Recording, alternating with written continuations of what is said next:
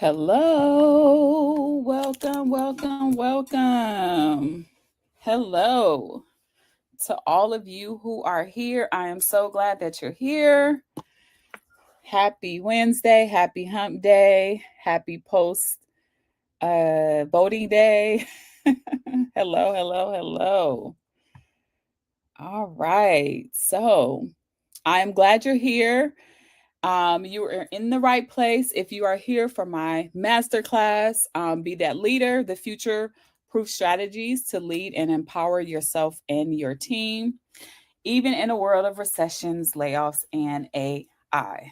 So you are in the right place if you are here for that. So this session isn't about, we're not going to talk about like this performative type of leadership or trying to like mask or how do I, be an effective manager by having executive presence.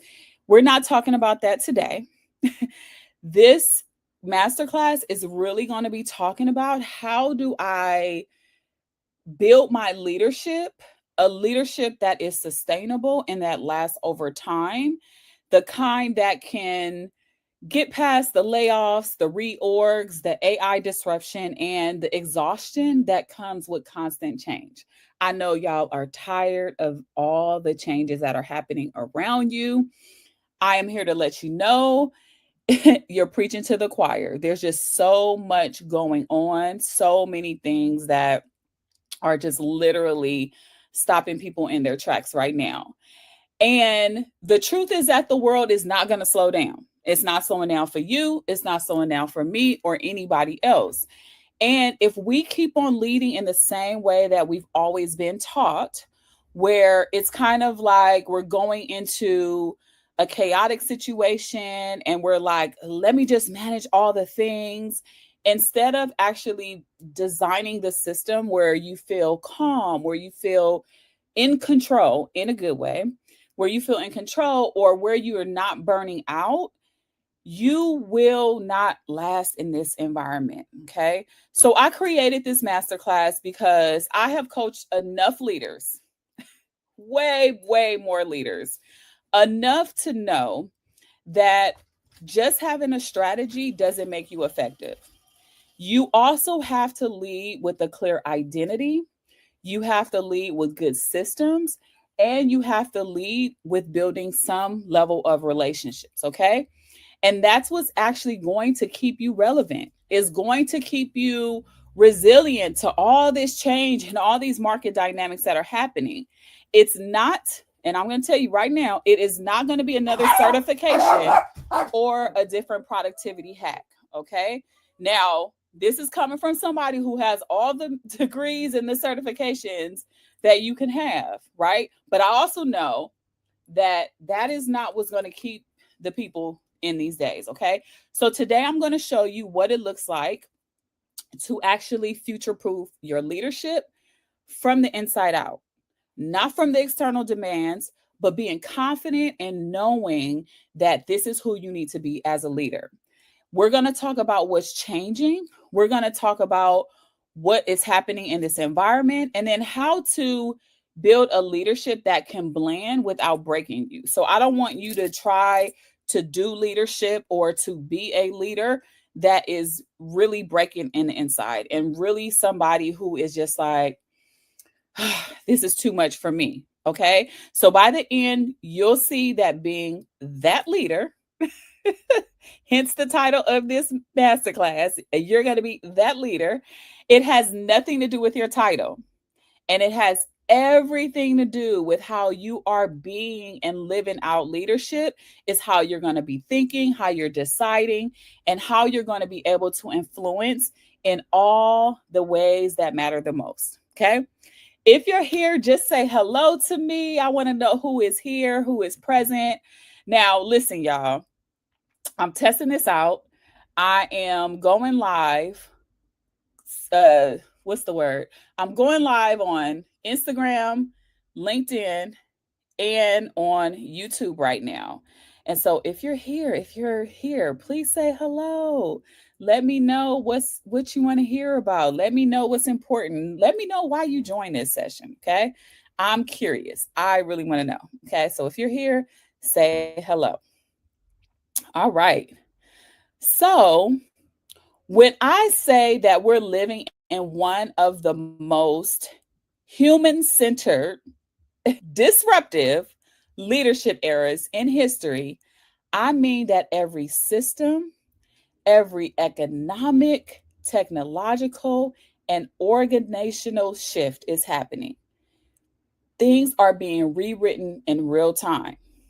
We have AI that's changing how we work.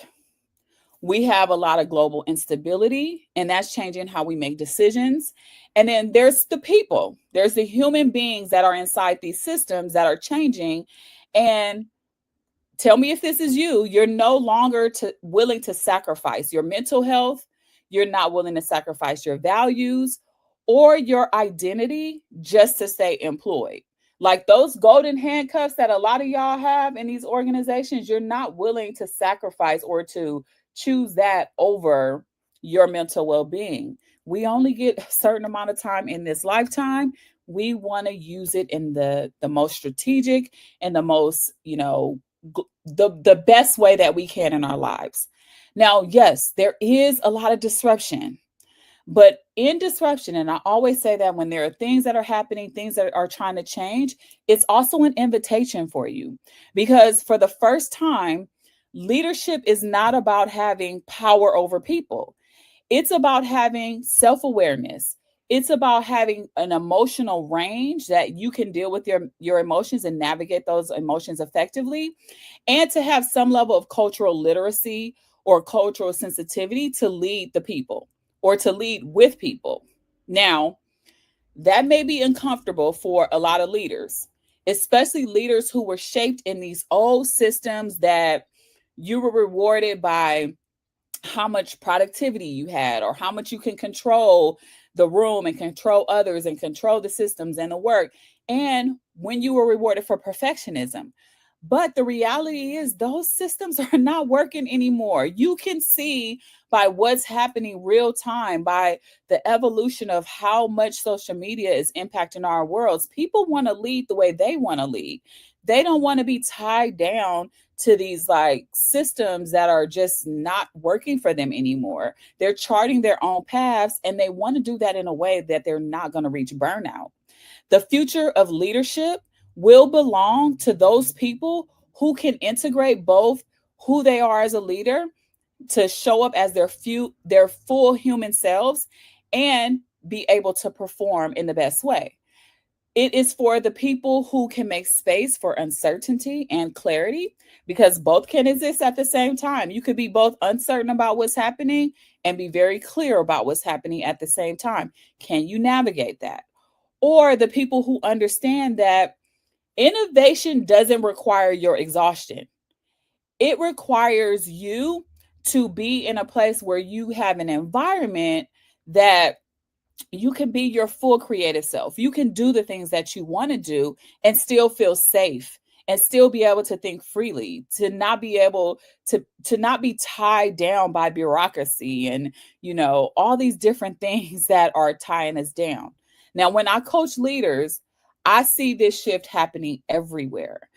The people who evolved aren't the ones with the longest resumes. How many of y'all got 2 or 3 page resumes? Don't be shamed. Tell me, let me know. How many pages is your resume? But let me know, right? It's the people that don't have the loudest voices either. So typically we had people who was like the loudest person in the room, and they were like the ones that dominated all the conversations, and you were like, dang, I can't even get a word in, right? Those leaders are not surviving these days. The ones that are surviving in this changing complex environment are the people who are grounded and they know who they are, who are showing up fully authentic, the ones that can think critically and still be calm. I remember when I used to work in retail, one of the things that I used to be one of the things that I used to always find so odd is that when there would be like district manager or regional manager level type of store visits, and everybody would go frantic and they're like, oh my God, we got to get it together. And I used to be like, well, if you already prepared, you would already be okay, right? You don't have to you don't have to rush to get ready if you already ready. I'm seeing the chats and I'm seeing y'all with your 3 and 2 page resumes. Okay, 2 pages are good, but we gonna work on the 3, okay? But anyway, I remember when I was working in retail, and I was like, you don't have to get ready if you stay ready. And I used to be calm in those moments. And those are the type of people that's surviving right now, because they know how to stay emotionally regulated when everything around them is complex, when it's chaos, when things are uncertain. And that's the kind of leadership that this new era requires. People want to know that you can hold them and that you can lead them at the same time. If they see you shaking in your boots, they're not going to be wanting to follow you, no matter what type of leader you are. Okay. So today, I want you to see yourself not as someone that's reacting to change, but as someone that is built for this moment. You are built for this moment, and you are ready to navigate it, and you are ready to survive what we're going through right now. Because if you can learn to lead anything right now, if you can learn to lead through this changing dynamic and environment, there is no environment that you're not going to be able to thrive in. Okay. So, this masterclass is for leaders who are done shrinking their impact in order to fit someone else's comfort zone. So, you're not trying to fit into what other people say or how the expectations other people have of you. You have proven yourself enough times. You've built the skills, you've earned the trust, you've led the projects, but somewhere along the way, you may have learned to dim down just enough, just not to rock the boat. You learned how you got to be humble a little bit, right? Maybe it was because your ideas were too bold for, the meetings that you were in, or maybe someone told you have to wait your turn. I've gotten that a lot. Like, you gotta wait your turn. You gotta wait. It's gonna come, right? It's gonna come to you. How many of you guys have heard that? It's gonna come. Just wait, or just do it. Just do a little bit more. It will come to you. Or maybe, like many of the leaders I coach, you've spent years operating in systems that don't see you, that don't reward you, that don't make you feel like you belong, that would much rather you be compliant to that system rather than be creative, be innovative. Maybe you're that person. But playing small isn't about capability, it's about your conditioning. And what I've seen over and over again is that the leaders who break through don't necessarily work harder. So being able to break through of that conditioning and having to abide by the rules or fit into these narrow boxes in the workplace, the people who are able to break out of that, they don't work harder, they work smarter. They work differently. And they stop waiting for permission to lead. They stop performing or having a mask at work or becoming this totally different person than they are at home. And they start really leading like they want to, right?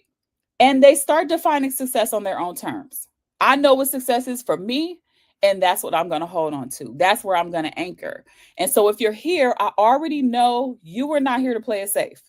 You're here because you know there's another level of influence, another level of visibility, and there's more leader in you.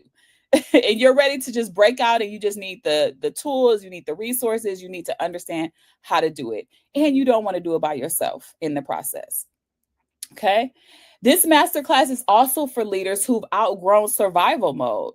So you've learned how to hold it together when things fall apart. You are the person that they reach out to and say, can you help me? Can you do this?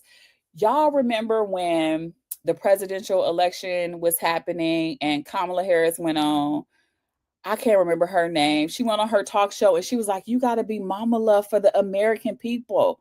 How many of y'all feel like y'all been told that you got to be mama love for your workplace?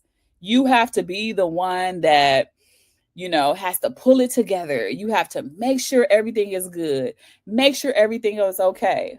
Any of y'all have that same issue where you're like the savior of the workplace, but you're not getting savior money, or you're not getting savior recognized? Anybody?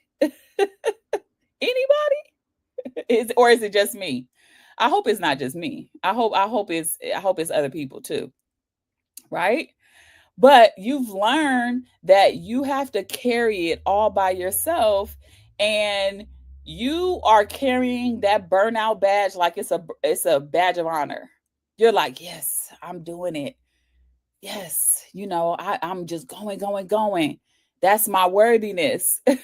Yes, it's exhausting. It's exhausting, right? But a lot of us are the ones that people turn to when the room gets hard, or they're like, oh, can you help us navigate this conversation? I love the work that I do, and I love coaching teams, and I proclaim myself as a team healer, and I can come and I can help a team. And it's just ironic that I am called into a lot of teams that have a lot of conflict and a lot of things that are happening, and they need some structure, and they need some healing, and they need some kumbaya moments, right? It's just ironic that I'm that person, right? Because they look at certain women of color mostly, to do that work. And that's not fair, right? And so I wanted to create this masterclass because I'm like, I know it's some other people who are tired of being that person. You don't want to be that leader, you want to be this other leader, right? And you want to be able to have a strategic direction instead of always trying to survive, instead of always being exhausting. You don't want to be driven by fear. You don't want to say, oh my God, I better do it or they're not going to have use for me. I was just coaching somebody last week, and he was saying how he wanted to, he was exhausted and he's fully burnt out. He is like at the end of his rope. However, he knows that he'll get the job done and he can do it. Nobody else can do it. And he'll jump right in. And he's willing to say yes. And so he's carrying this badge of honor of exhaustion, like it's like the thing to do. But then he's complaining about being exhausted because his exhaustion has his worth has been tied somewhere in the process, has been tied to how much he can do. And so he's learning this in these systems. The more I do, the more I'm worthy. But you don't have to do this. You don't have to be this person. You've seen what happens when organizations operate from fear, when they have short term wins, when they have long term damage. But strategy is about sustainability, and it's about pausing long enough to design and not just to deliver. That's what makes you a future proof leader. You understand that when you can come in with some emotional regulation, and you're not going to be passive, right? You're not going to be passive. You're going to have some boundaries. You're going to be able to say no. You're going to be able to push back. That is what helps you as a leader be the best leader that you can be.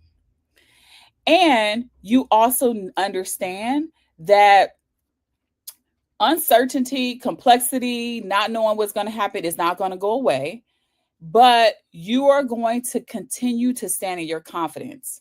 It's not that you don't have any fear, but it's the decision that you're going to keep going anyway, regardless of what happens. You know how to lead even when the path isn't clear, even when budgets tighten, even when roles start to shift.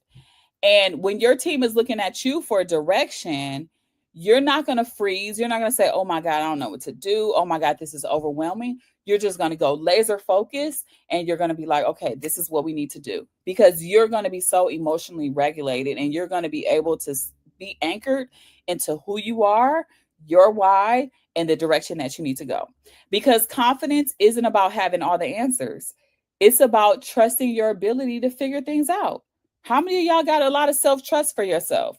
I could tell when somebody doesn't have a lot of self-trust when they're not willing to take risks, or when they're like, I can't say this or I can't say that because this will happen.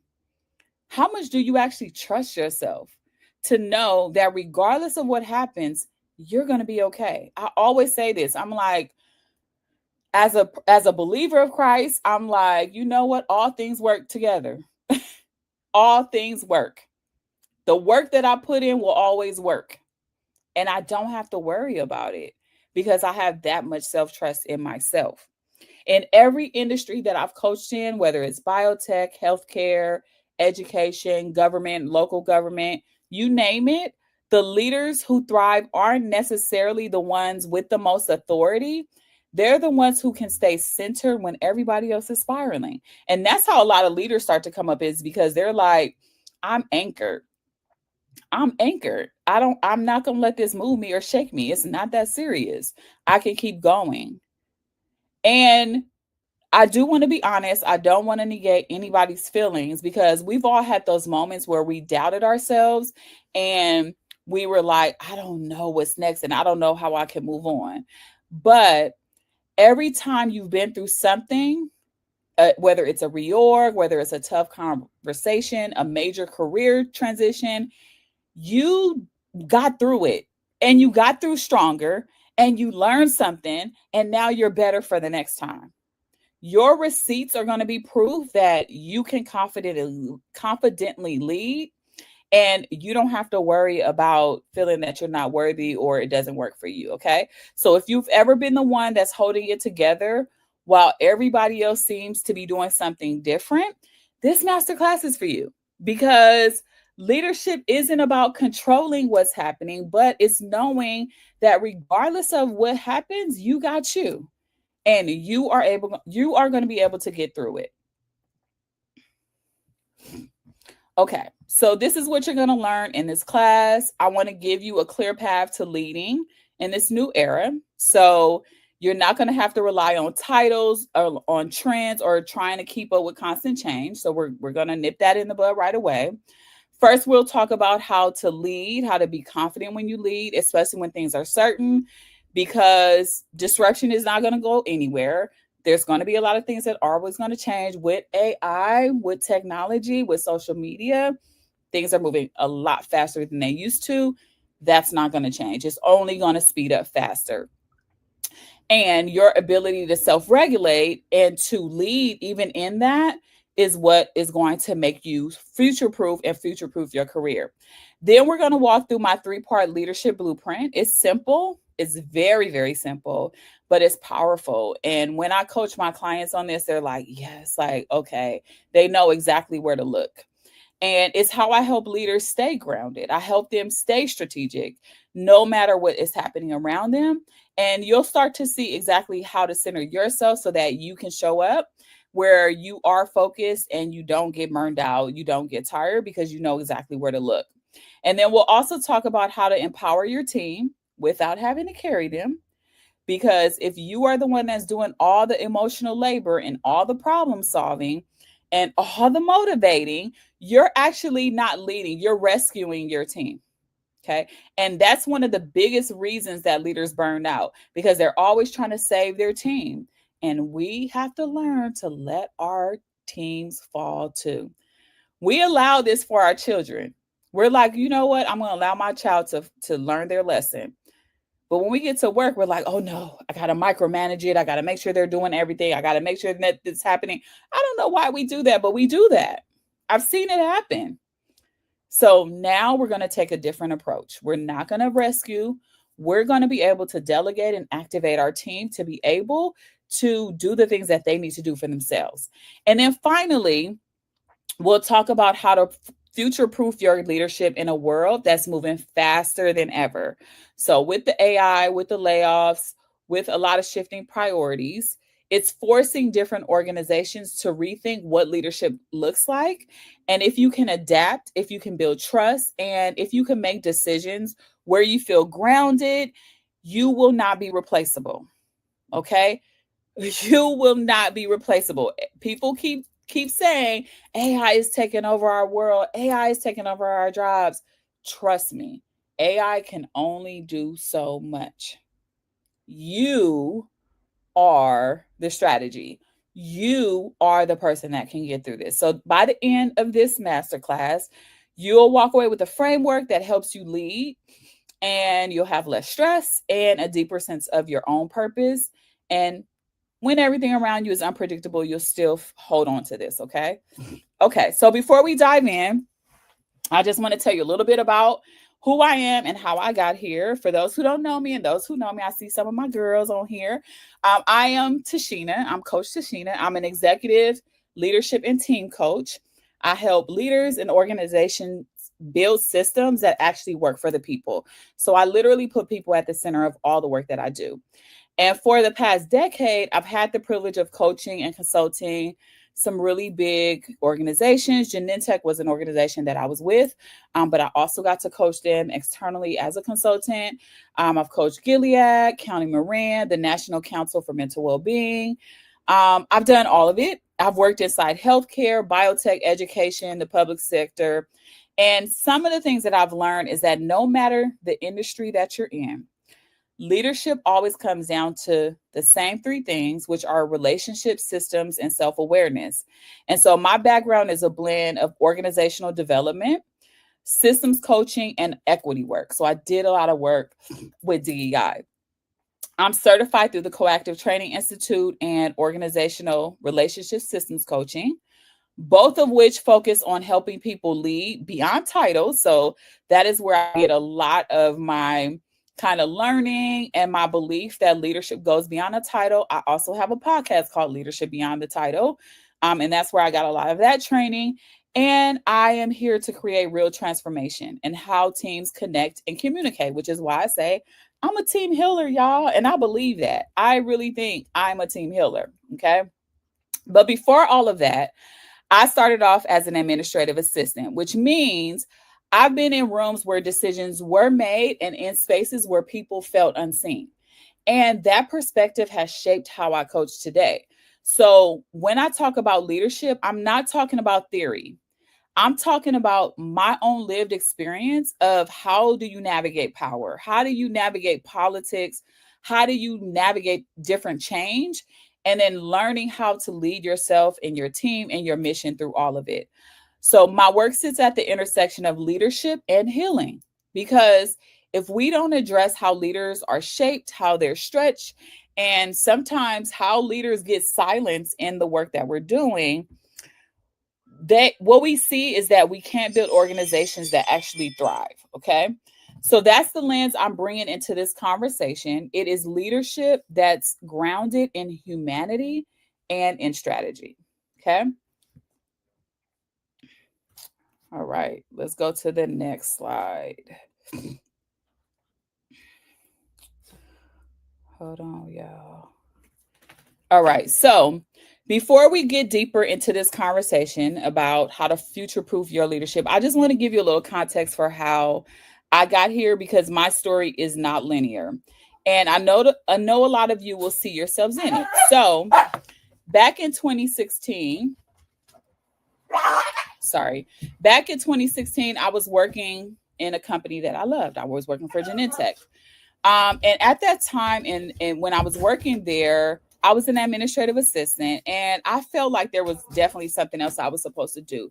Now, I had come from working in corporate and retail. I had come from being a manager in retail, doing a lot of like leadership development, a lot of things like that. But when I went to the job in 2016, I just felt like there was something more that I was supposed to do. Now, I love supporting others, but I also knew that I was, in essence, playing a little bit small. I wasn't really doing what I should. And I was kind of waiting for permission for somebody to tell me, like, okay, you can do this, or this is where you can go, or this is the path that you can take. I was waiting a little bit, right? Until somebody came and was like, you know what, you should be a coach. And that's where I learned about coaching. And that changed like everything for me, because I finally got my coaching certification in 2017. And I start applying what I was learning from the administrative assistant role. I was able to start leading meetings. I was able to coach different teams and just share different, things that I was learning in my coaching. And in every meeting, every hallway conversation, it just became a way to help people see what could be possible for them. And by 2019, I stepped into a director level role as an internal leadership and team coach. And that was my breakthrough moment. And that's when I really was like, oh yeah, this is it, y'all. This is my moment. I'm going to be that coach, right? Which is essentially was that leader. And I realized leadership isn't a title, it's a practice. And I stopped asking to lead and I started leading. I stopped waiting for the permission, right? Because sometimes I think we wait on permission because we think that somebody has to grant us things that we can do. And that's not true. Okay. I want you to know that is not true. Well, in 2022, actually in 2020, the end of 2019, I applied to go to school to get my master's. In 2020, I actually was accepted before I knew there was going to be a pandemic. Okay.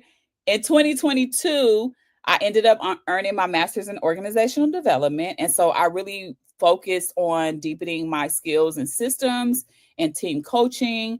And then I started connecting the dots between like this people center element and like real theory, real like organizational design, change management, things like that, bringing the psychology and all these things together. And then in 2024, I left Genentech and it was a reset. Um, and that is when I really started going all in on my business. Now, I've had my business for a very long time. I have been an LLC for a long time, but I wasn't taking it seriously. It was just kind of sitting on the shelf until 2024 when I went all in. And so now when I teach you how to lead through change, I'm not talking again from like just reading a book. I'm actually talking because I know what it takes to actually lead through things. I helped with large scale transformation and then I had to help myself through a change, right? And so I am here to teach you that because every setback that I have went through has shaped my philosophy as a leader and it has pushed me into something that I want to do that's going to be greater for everybody. So, when I first started leading, the definition of leadership looked very different than it does today. So, we used to equate leadership with having all the answers, whether it was control, whether it was certainty, hierarchy. Y'all looking up and saying, that's the boss, it's the boss, it's the boss. They have to do it. I have to ask them, right? That's hierarchy. Or, where I always say when I'm coaching people is like, are you giving your power away? I always ask that question. Because if I always hear, like, oh, I have to ask my boss, why are you giving your power away? You the leader. Can't you make that decision? Right? And so I talk about that a lot. And we're just not in, our world is changing too fast for us to pause and say, and look to hierarchy or to look for somebody to give us the answers, right? It doesn't hold anymore. That's a model that doesn't work anymore. We are literally living in one of the most disruptive times of our lives. Technology is moving faster than our systems can even keep up with. Teams are more diverse. It's more distributed. So everybody is not just in one place anymore. It's stores across the US, across the world. And people are more discerning. They're paying attention. They're watching. They're looking. They're seeing how you lead, how you act, what you say, what you do. They're looking. And people don't just want your direction. They want to be able to connect with you, right? And so in this new landscape, you can't rely on authority alone. Authority doesn't move people these days. What is it? Gen Z? Y'all, they way younger than me, right? Probably my kids are Gen Zs. And like, you can't just tell them what to do. You have to pull them emotionally. You have to give them the why. You have to be much more relational for them to do things. And I think in the old ways of working, we thought you just tell somebody what to do and they'll do it. But now they're looking at you like, why do I have to listen to you? Who are you? I don't care if you're my boss. You're not going to tell me what to do. Anybody experiencing that where they have like a younger generation in your workplace and you're like, yeah, that's not it. They don't listen to me. Anybody like that? Well, what people are craving and what organizations are desperate for are leaders who can stay steady, who can navigate those different generational dynamics, and leaders who can navigate AI, who can navigate the layoffs, and who can navigate through disruption without losing their minds. I recently, over the summer, worked with an organization who had a ton of layoffs. And y'all, this is the first time that I had an organization call a coach in to actually work with the people that was still left behind. Because we don't concern, for some reason, we don't say, okay, I need to rebuild the morale. I need to let the people that are still here know that I still care as leaders. We don't do that often. And I point that out because it was just such a unique position for this organization to do that. And I thought, more organizations should do that. Yes, we care about the people that are being laid off. Yes, we try to make sure they have good packages, they have good support when they leave. And the people that are still left behind, they need support too. And that's the type of leader who lasts in these type of organizations. Leadership is no longer about just being in charge. It's about being in relationship with yourself, with your team, and with the system or the organization that you're in. And the leaders who thrive are not the loudest. They are not even the most confident, but they lead with a lot of emotional intelligence and they're grounded in strategy. And that's what we're here to unpack today, because when you understand that the leadership landscape has changed, you stop fighting this old playbook. We saw this literally. I've been trying to stay away from like really sharing things about politics, but y'all, if you are not studying politics, if only just to understand leadership, to understand how to move people, to understand how to get people to do things and how to communicate what you're going to do and communicate your vision, study politics. Y'all, study it, please, right? Because the old playbook that used to work, New York just let the world know we're not playing by that same playbook. Okay. What's in the chat? It says, yes, you got to build relationships because nobody's going to buy into you telling them what to do. That's just not going to work. It's not working these days at all. So this is what leaders are walking into every day. There's layoffs across major industries. There's AI reshaping how we work faster than companies can respond. The markets are dipping, the budgets are tightening, and there is a fear, an unspoken fear under all of that. And that unspoken fear is just literally saying, am I next? We are not just managing people anymore. We have to be able to manage their emotions. There's psychological things that are happening. And we also have to manage the structural impact of constant change. And what I mean by that is we have to manage what's going on in our organizations with the people that are left behind, with the people that have to do the work and do the execution. We have to manage that too. When you disrupt a system, anything can happen. Just imagine, I'm sure most of you drive. So you're driving and you take one piece out of the engine. You have disrupted the system. The system will break down because of that one part, even though all the other parts are okay. But that one part that is maybe not working or you just want to take it out, you break the entire system. And that's exactly what's happening in our organizations. We pull out a piece or we shift the way something works, but we don't tend to everything else around it. Now, according to a 2025 Deloitte study, 61% of executives say that they feel unprepared to lead through technological disruption, even though nearly all of them are responsible for driving it. So these leaders are not even set up. They're not prepared at all.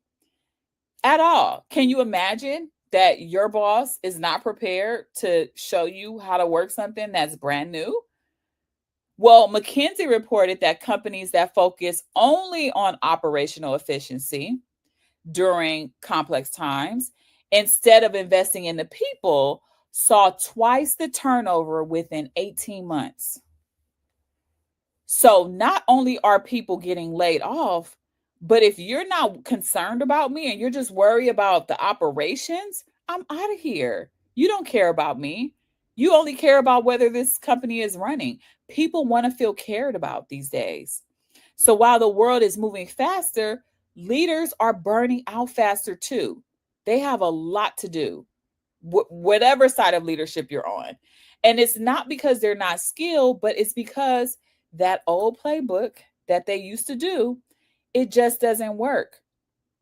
I remember when my mom was alive and she used to work for AAA, and I remember her saying like, I don't understand all these new systems, nor was she like really invested in trying to learn all the systems. I get it. My mom was so close to retirement age. And she was like, I'm not worried about these things. And she would just have the younger people do it for her. But she would be exhausted because, or the team will be exhausted because when she had to kind of monitor what was happening, she didn't really know where to look. And that's where a lot of leaders are falling. And so it's not that AI is replacing our work, it's that we need to learn how to work it. Okay. Don't let AI work you, you work it. Okay. Because AI is not going anywhere. It could become, I saw an article recently that said we're close to creating a Megan. If y'all see Megan, I watched Megan 2.0 the other day, last week before Halloween. If you see Megan, there was a real article that said that we're close to that. So we have to know how to work it, the AI, instead of allowing AI to work us. Okay. So, how do you stay grounded in this type of environment? How many of you, like, let me know, how do you stay grounded? How do you maintain this level of like all of this stuff going on? What's your approach? I'm curious. Let me know in the comments. Yes, I seen an article because I was researching about AI. And they was like, oh, the AI is learning the code on its own. I was like, oh. So y'all don't be feeding ChatGPT all your business and say please and thank you. I'm just joking, but let me know. Let me know. How do you maintain your mind? How do you stay sane in all of this? Well, let's talk about it. Let's talk about it. So, when the world starts shifting and when headlines start screaming layoffs or AI or replacing jobs or there's an economic slowdown, our bodies literally register that as a threat. Okay. We literally see it as a threat. And it doesn't matter how experienced, how composed you are, your nervous system doesn't know the difference between a bear in the woods and a bad quarterly forecast. It just doesn't know. It just thinks it's the same thing. And what I want you to really hear is that when uncertainty hits, most leaders don't just lose clarity, they lose their ability to be regulated, and they stop leading from a place of like focus and strategy and clear mindset, and they start being the one that's like, I gotta survive by all means necessary. And let me see what you say. Yes, we need to get a handle on it. You are absolutely right. We cannot not pay attention to it. AI is here. And so yeah, so leaders start leaving from a place of survival. This reminds me of Thriller, the Thriller video with Michael Jackson and the woman. Y'all, one year I'm gonna be skinny enough to actually be that woman for Halloween. I've been wanting to do it for years, so y'all send me some good juju that next year I could do it. But anyway, so in the movie Thriller, I just realized like she went from a place of like, okay, I'm focused, I'm watching, I'm making sure nobody's around me, to like complete all out, like, oh my God, you just kind of lose your mind, right? When you are under threat, your EQ drops so drastically that you're basically stupid. I hate to use that word, that's a strong word, but it's literally like you can't even think anymore. You have no sense of like what's right, what's wrong. All you know is I have to go. That's what happens. And it happens whether you're being chased by a bear or you get an email from your boss that says, I need to urgently speak to you. Your body, just physiologically, your body doesn't know. And so when we see decisions that are being made out of fear, we're like, oh, we just have to do this because we just have to do this, and we haven't thought through it. It can disrupt the entire system.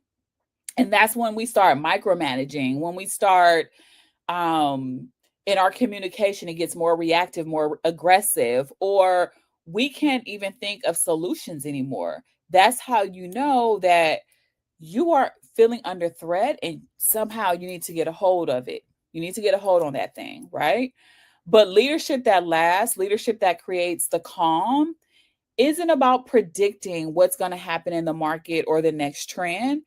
It's about learning, how can I regulate my mindset? How can I tell myself the right things that I need to hear right now to keep me calm, to keep me in a place that I don't feel like I'm losing my mind? Your team doesn't need you to have all the answers. I know as managers in the old playbook, it says you got to have all the answers. You are the manager. You should know. That is not true anymore. Your team needs you to model stability. So even when there's layoffs or things that are happening, you still have to be able to lead with some level of stability in that moment. Don't get all shooken up. Don't let the world shake you up, okay? Be able to lead from that place. Let me see what you said. Like the orchestra on the Titanic. Yes, that is such a good example. Like the orchestra on Titanic, they just kept playing. Yes, that's one of my favorite movies too. They just kept playing. They didn't get shaken up, and they brought a sense of calm to the people. Now, I don't know if the people were watching enough to not get freaked out, because I would have been freaked out. And it is such a good analogy, or a good example of staying calm. That's what your team needs you to do. That's what they need to see. They need you to model that. They need to see that even when things are uncertain, when there's a freak out, something's about to happen, you can hold both being confident and having some level of compassion and understanding, and be able to share your direction in that time. That is exactly what future proof leadership looks like. It's not trying to have control over everything, but it's having the capacity to expand and to be able to say, I got this. I can do this. I can hold myself and the people that I'm leading. Now, one of the biggest disruptors, and I've already talked about this, is artificial intelligence. Now, AI is changing how we work, it's changing how we communicate, it's even making decisions for us. And if we're honest, it is unsettling to a lot of leaders. How many of you all are nervous about AI taking over your job? Is there anybody that is like, I think AI is going to take over? Anybody? Anybody? Anybody? Let me know in the chat. Anybody afraid of AI taking over their job?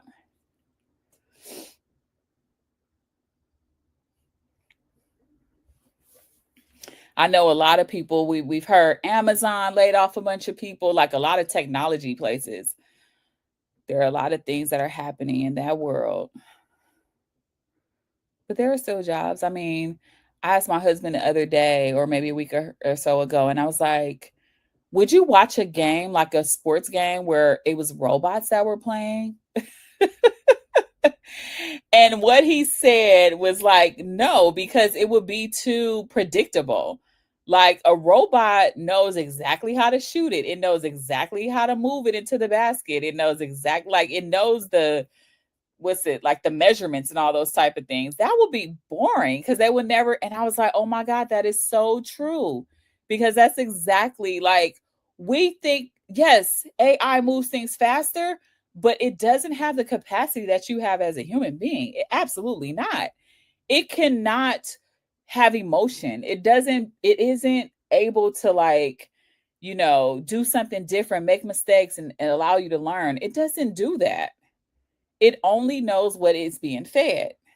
And so, although there could be a Megan on our hands and it's coding itself, it's still only what has already been given to them, right? But AI is not something that we need to be concerned about taking over our jobs if we know that we need to work it. We need to learn how to work it. We need to educate ourselves. And let me just bust this myth right now. Y'all, we've been using AI forever. So I remember back in the day when I worked in retail and I used to have to print out the Google Maps for my boss. But once we started using Waze and Google Maps on your phone, we've been using AI. That's AI. That's artificial intelligence.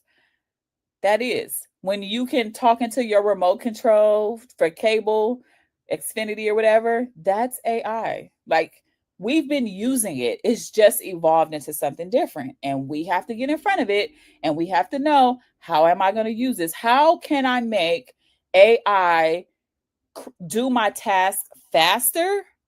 But I'm still the creator on the back end. I still have to be the one to tell it what to do.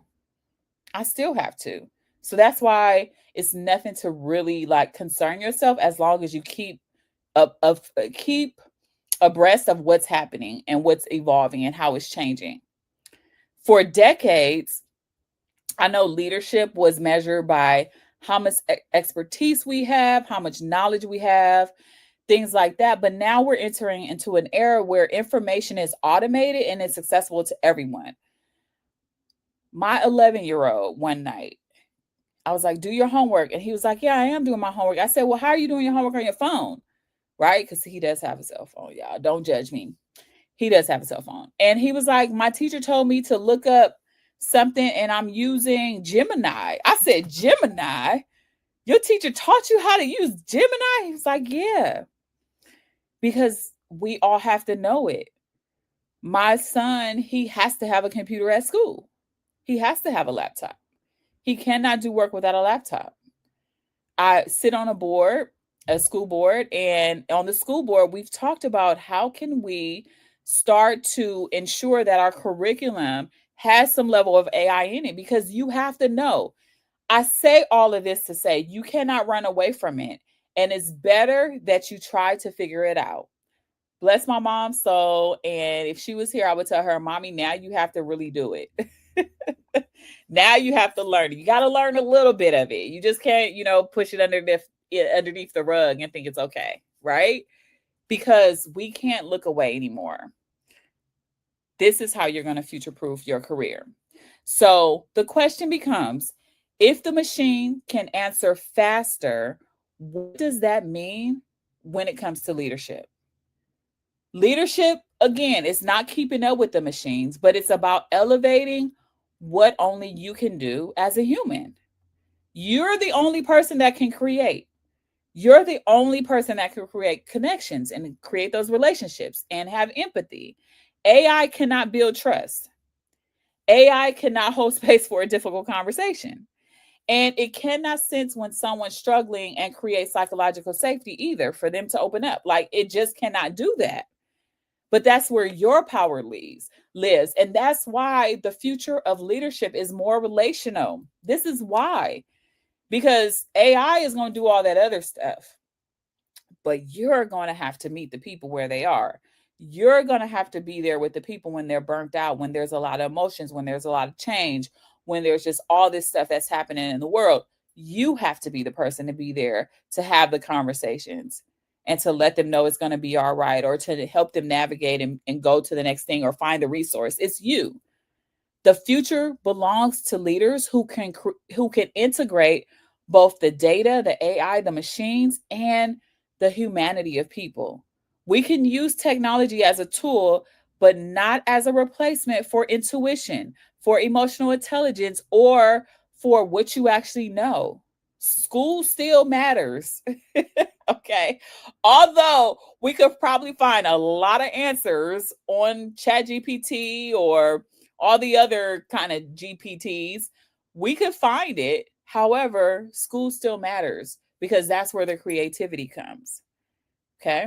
So when people talk about being afraid AI will replace them, I always have to remind them that machines can replicate what we do, but they cannot be you. They cannot be your identity. They cannot be the leader that you are. And that's the difference between leadership that's temporary and leadership that actually lasts. Now, layoffs. Let's talk about layoffs, y'all. I've been laid off twice. Okay. I've been laid off twice. And I know how it feels to be laid off. And layoffs don't just change work charts, they actually change people.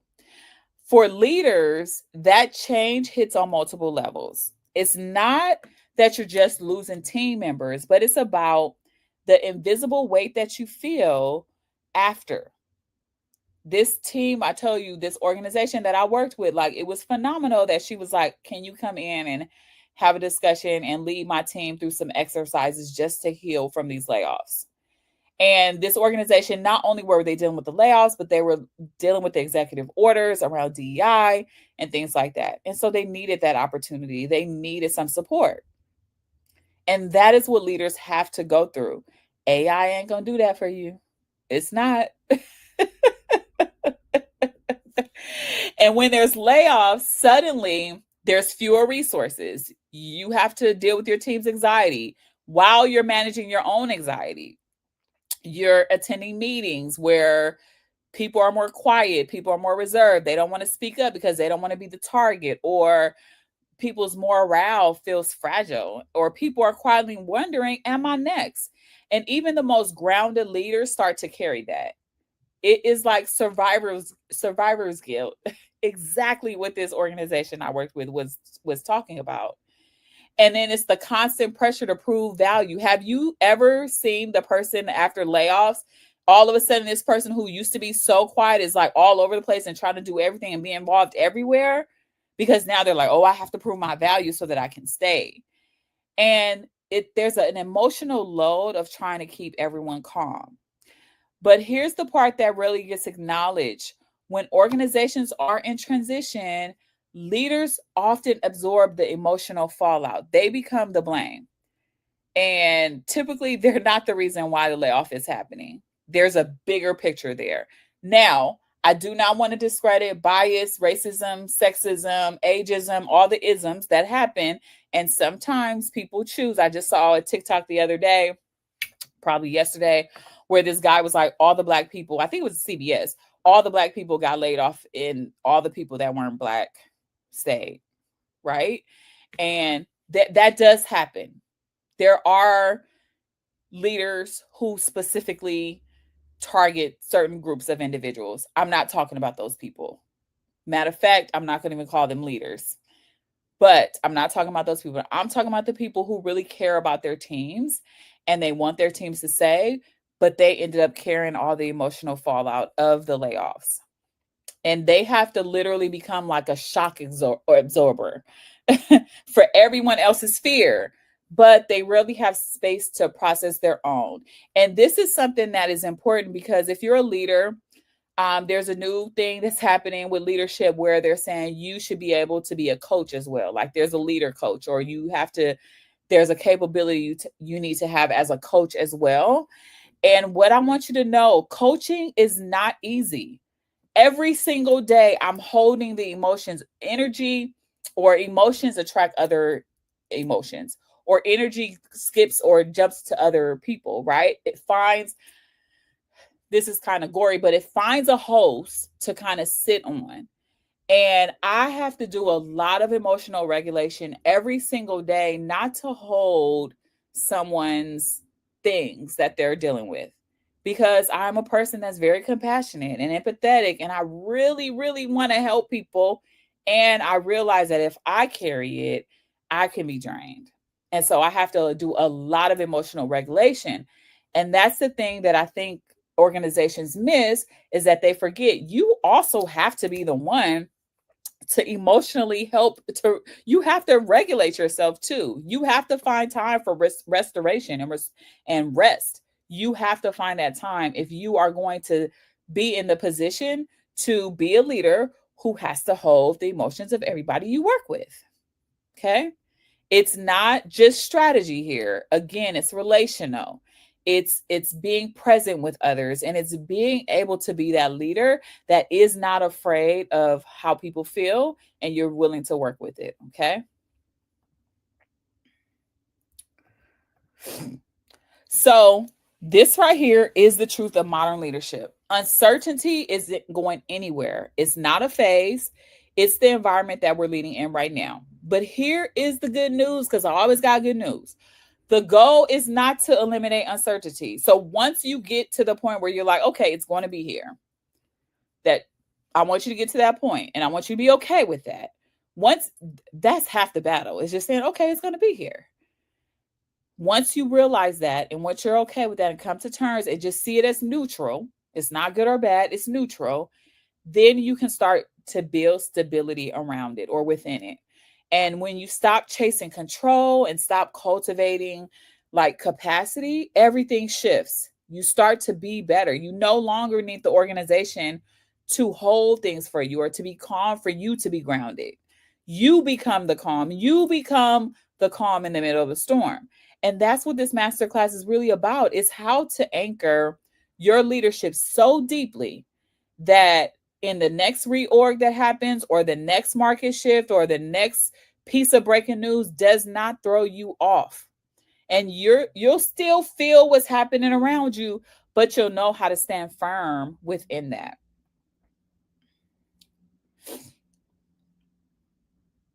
Okay. So this is the weight that you're probably carrying right now as a leader. You could be next on the chopping block. You may feel like you don't have enough skills in order to get through everything. You believe AI might replace your job, or you need to do more to stay safe. How many of you guys are feeling this way? Or you know people who are feeling this way? Let me know in the chat.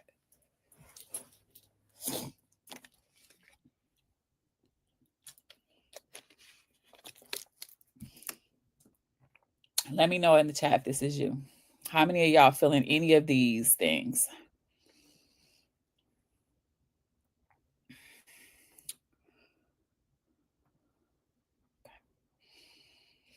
So what you're looking at right here is what I call the leadership iceberg. So above the surface, these are the behaviors that people can see. There's overworking, there's overthinking, there's overcontrolling, and on paper, it looks like the person is dedicated. It looks like they're the best employee ever. But underneath, there's this fear, there's this insecurity, there's exhaustion. All of this is actually leading the show. And I love that I have the iceberg here because this is exactly what happened on the Titanic. They didn't see all the things that were happening underneath the surface because they missed that iceberg. And so it's a visual of what happens. Like there's so much stuff that's like underneath the surface that are really driving the bus to your behaviors. Now, overworking doesn't come from ambition. It doesn't always come from that place. Sometimes it comes because we're anxious.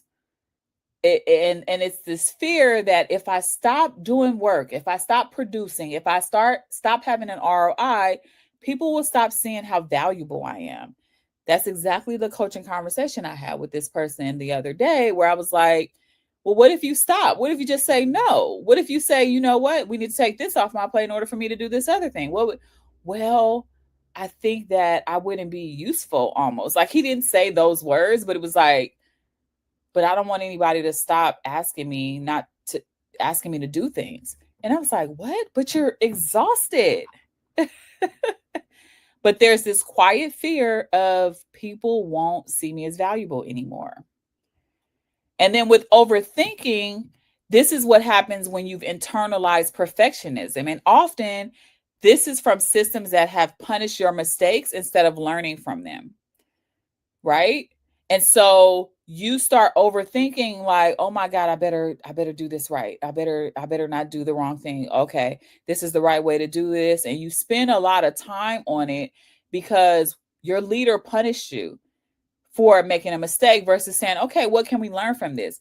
Y'all, anything that's ever been created, anything that's ever been innovated, or any innovation has had failures.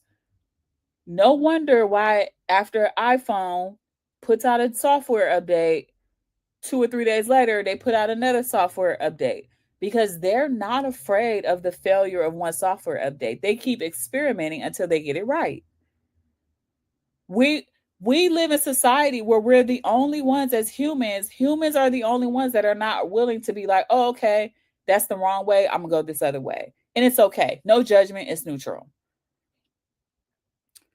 And then we have over controlling, where this is usually a sign of survival mode. It's when, if things are not certain, that's when you start to feel unsafe. And then so you grip tighter instead of trusting yourself, trusting your people, or even trusting the system. You grip tighter and you're like, I'm going to hold on. This is where hoarding comes from. Hoarding resources, hoarding information, hoarding, material goods. We start hoarding. Y'all remember when the pandemic started and the fear that came out of that and everybody bought toilet paper? What? all buying toilet paper. What is going on? Do you think you're never going to be able to go to the bathroom? As a matter of fact, you have a bathroom in your house, right? So if you run out of toilet paper, you could use probably a towel and get in the shower. That's gross. That's gross. However, what I mean is like you saw how people start gripping to things because they got into fear. These patterns are not personal flaws, they are conditioned responses. It's what leadership has taught us to do to stay safe and to stay visible, especially for women of color in spaces that haven't always been psychologically safe for us to fail or to even be able to say, I'm going to take a day off because I need rest. I know it's not just me who's have had that look like, well, why do you need another day off? Because I need my rest. I was watching the Don Lemon show. I watched that. Yes, I do. Don't judge me. I watched Don Lemon on YouTube. And this morning, this guy, he was like, yeah, I took the day off. And Don Lemon said, why you take the day off? He was like, because I believe that I need to restore my mental well-being. I was like, ain't that the truth? After a long voting day, yes, we deserve rest too, right? And you know that he was comfortable who he was as a leader and his values and who he was, that he was like, yeah, I'm taking a day off and I'm telling you on camera and the world is going to see this. So this is where I want you to shift your perspective, because what if leadership isn't about managing people harder, but what if it was about just managing your nervous system so that you can be a better leader? Because when you start to regulate what's underneath, the fear, the exhaustion, the need to prove yourself, your leadership becomes much more grounded. People feel safe. People feel like they can follow you. You role model the behaviors that people feel like, okay, she's going to be okay. He's going to be okay. They're going to be okay. They feel that way. Can you imagine somebody who is going nuts or crazy and just like, oh my God, and they're just like not in a control state, but they need to save the both of you? Oh, you're going to be like, oh, this is not going to work. I might as well forget about it. I do not trust this person in my hands because they are not going to be able to keep me safe. This is what happens. So this is what I see in almost every organization I work in right now, from biotech to education to even nonprofits. Let's start with the personal pressure. So you're tired of pretending like you're fine. You're tired of holding it together for everyone else while quietly wondering what is holding you, what is keeping you. And so you push harder, you work longer, and you take on more. And then that's how we start leading from a place of fear and scarcity and survival instead of a groundedness, a clarity, a centeredness. We stop leading, and then we start making decisions where we're exhausted or we're under fear. I just told you guys that when you are making decisions or having to do something under fear, your EQ has already dropped. And so it's going to be much harder for you to be able to do that. Much harder. Your decision-making authority and capability or capacity is not going to be the way it would be anytime else. It's just not. Okay. The other thing you do is you might try to control the outcomes. And so you're trying to figure out okay, this could happen, this could happen, this could happen. I'm guilty of doing that sometimes. I am. Yes, that's me. I'm guilty of doing that sometimes because it's out of a place of fear instead of really trusting the process, trusting that things will work out. Yes, I do go through those moments. I'm not going to say I'm perfect. I'm not. I'm human too. But it's not because we don't know how to lead. It's because our nervous system starts to run the show. And then that energy spreads, what I like to call the team ripple effect. So now the leader is in survival mode. So the team starts mirroring that same scarcity energy. If you're wondering why your team is like somehow not like they used to be, or they're not doing the things that they should, look at yourself and check in with yourself and see if there's something about you that is putting that energy out there. And what happens with teams is that suddenly people are saying yes to everything because they don't want to be left behind. They're going to every meeting. They're saying yes to every project, yes to everything that needs to be done because they don't want to be left behind. You also see competition instead of them connecting together. So now I need to compete with you because they're doing layoffs right now, or AI is taking over, or there's going to be a reorganization. So I need to compete with you so I can make sure I keep my job, instead of us putting our heads together and figuring out, okay, how can we both stay? How can we both be, safe for the next evolution of whatever is to come? We start competing. And then collaboration is the very thing we need to innovate, the very thing that we need to do. It starts to crumble. It starts to just stop, and we stop doing what we're supposed to do.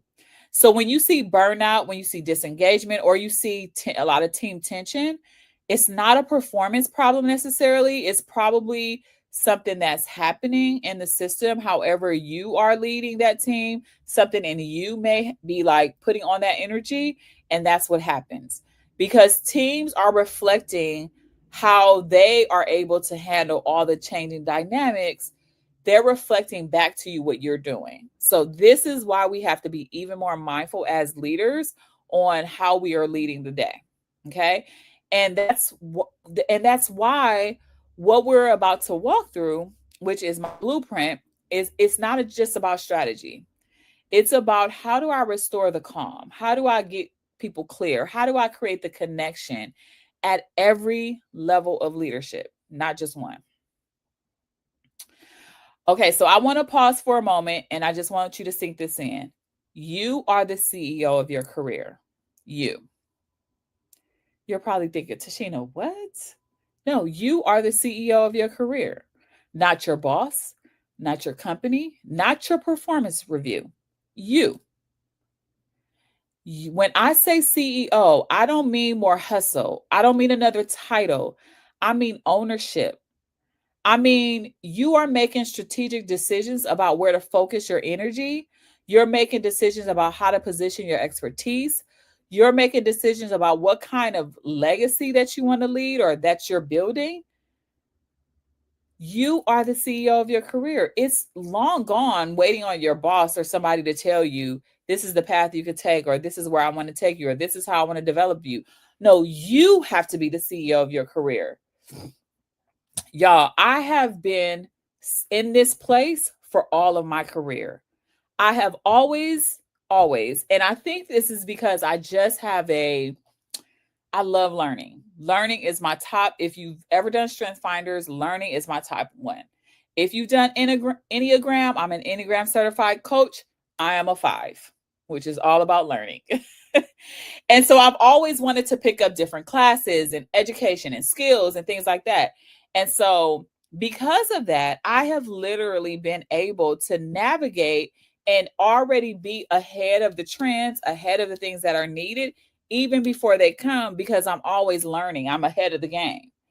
And so I always felt like if no manager ever tells me what classes I should take or what training I should go to, I'm going to identify that for myself.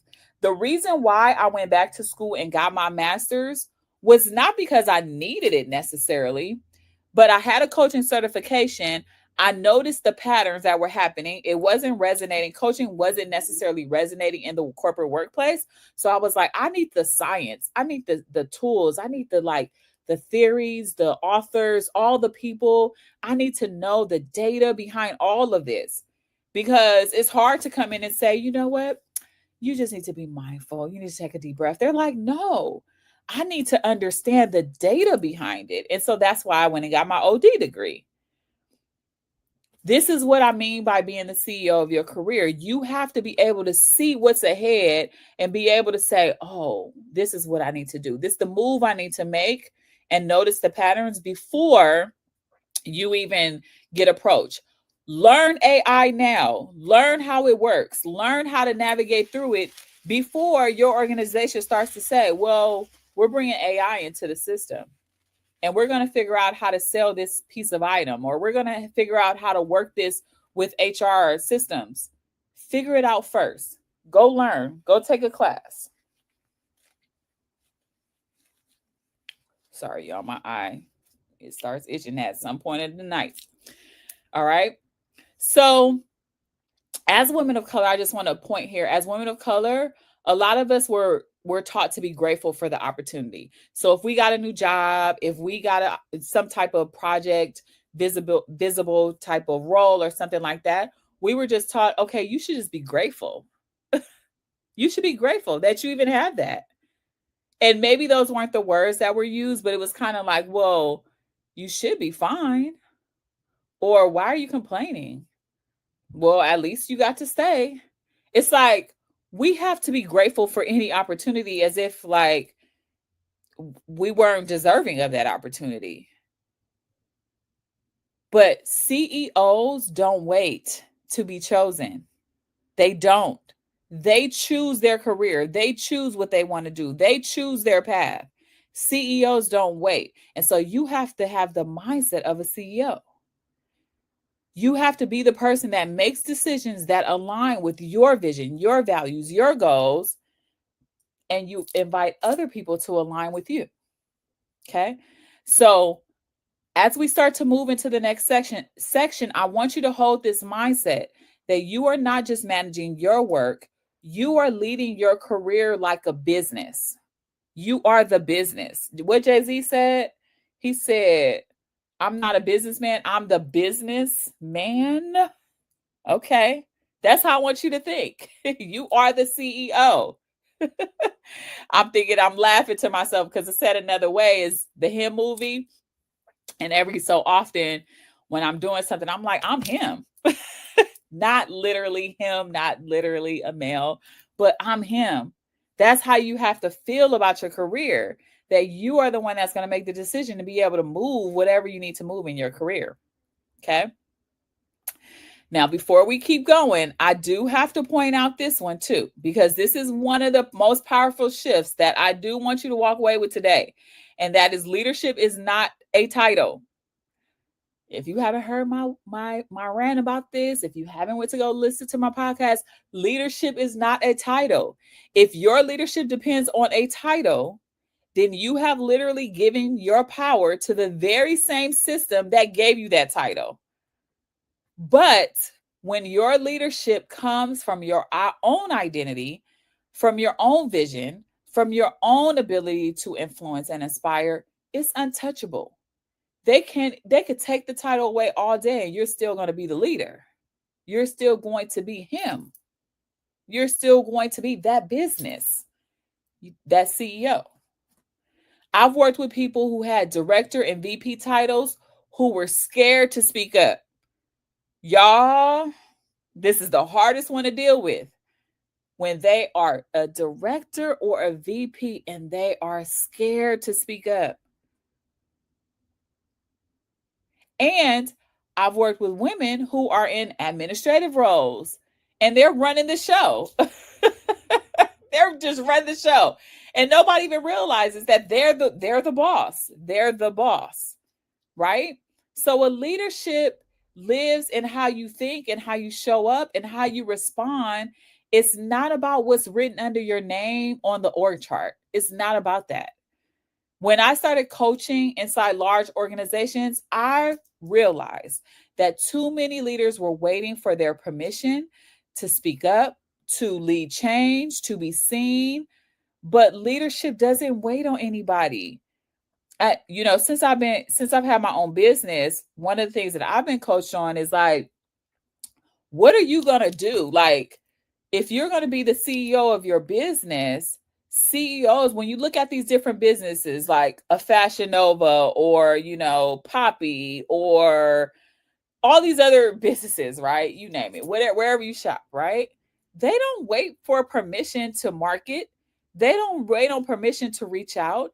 They don't wait on permission to have a different type of product or a different flavor. They don't wait. They don't ask for permission. So when you are navigating your role as a CEO and your career as a CEO, why are you waiting for permission? You don't have to have a title to do so. Where do you want to go? What do you want to be? What do you want to do? Lead from that place. Declare that for yourself. When you stop chasing titles and you just start embodying leadership and embodying who you are, that's when the opportunities start to chase you. Now people are like, ooh, I want to work with her. Or I want to work with him. I want to work with them. Like that's when people start to bring the opportunities to you, because people can feel real leadership. It's magnetic. There's a YouTube of this guy, is How to Start a Movement. I think it's called How to Start a Movement. And this one guy, he gets up and he starts dancing. Nobody follows him. But then another guy starts dancing, and then everybody starts coming to dance with him. He started that movement, because when somebody is authentic and they come on and they do their thing, people are drawn to that. This is a funny example, but I live in San Francisco, so I'm going to give this example. You can't help but look at somebody who is willing to walk down the street butt naked in San Francisco. You just can't help it. And I'm sure your mind is like, wow, why would he do that? Or wow, he's bold to do that. Or he's like, oh my goodness, that's crazy he's doing that, right? And it's not because you want to do it too, but there's something that draws you to a person who is willing to stand out there on their own and do their thing and not be ashamed by it. And that's the same thing that happens when you lead in that way. I'm not saying go be naked outside, but be that person, be that same, be the same way. So this is where the shift begins. This is how you start thinking like a six-figure leader. It's no longer about surviving change. It's about strategizing through it. It's not about doing more. It's about leading smarter. And when you start to think like this, you stop waiting for the next performance cycle or the next reorg to define you or tell you who you are. You start designing your own playbook. And when uncertainty hits, I don't want you to shrink. I want you to strategize. I want you to think about your network, your results, your reputation, pull your receipts. That's your career insurance. And let's be honest, AI isn't not the enemy here. It's the amplifier. AI can't replace discernment. It can't replace connection. It can't replace compassion. All the things that make you a human. It cannot replicate your judgment. It cannot replicate your decision making. It cannot do that. And that's why when you master this mindset, you stop feeling threatened by change and you start leveraging it.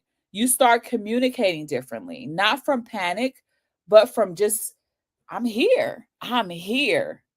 That's how you start to embody that feeling, that confidence. You become a steady voice when everyone else is spinning, when they're out of control, when they're spiraling. And you learn how to protect your energy, because burnout does not make you a better leader. Let me say that again. Burnout does not make you a better leader.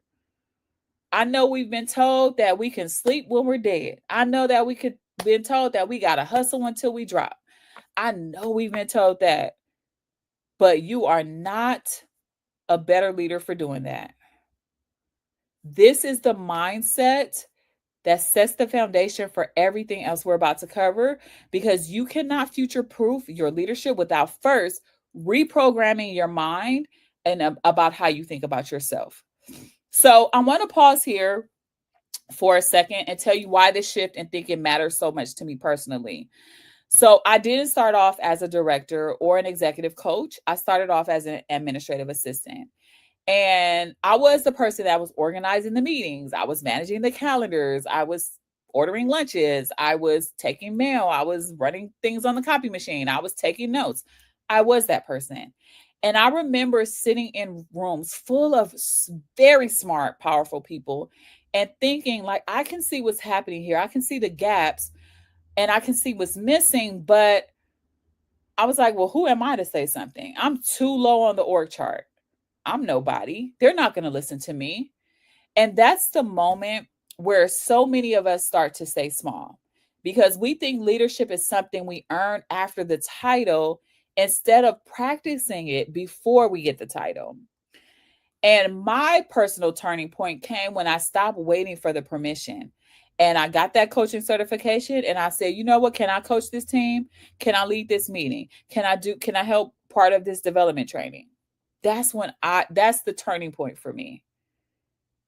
And so I also began asking better questions. I started building relationships with people across different teams, right? Sometimes we stay in our little comfort zone. We have to spread ourselves out. We have to go out there. We have to meet other people and start showing initiative instead of waiting for a direction.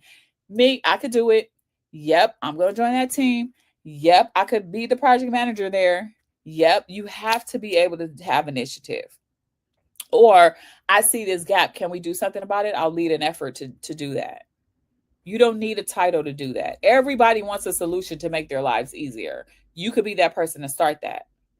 And the shift went from executing to thinking strategically. That changed everything for me. It wasn't just about skills, it was about my own identity as a coach. And once I started thinking like a director, the opportunity came to me. Yes, it did. And that's what I want for you too. Y'all. And literally, the way that I became a director is I was unafraid to say, hey, I'm a coach now.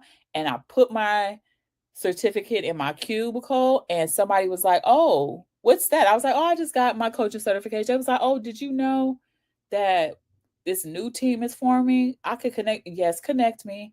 And the rest was history. So when you start owning your development, owning your career, earning the next step, the next phase that you're going to go to, that's when the opportunities come to you. Okay.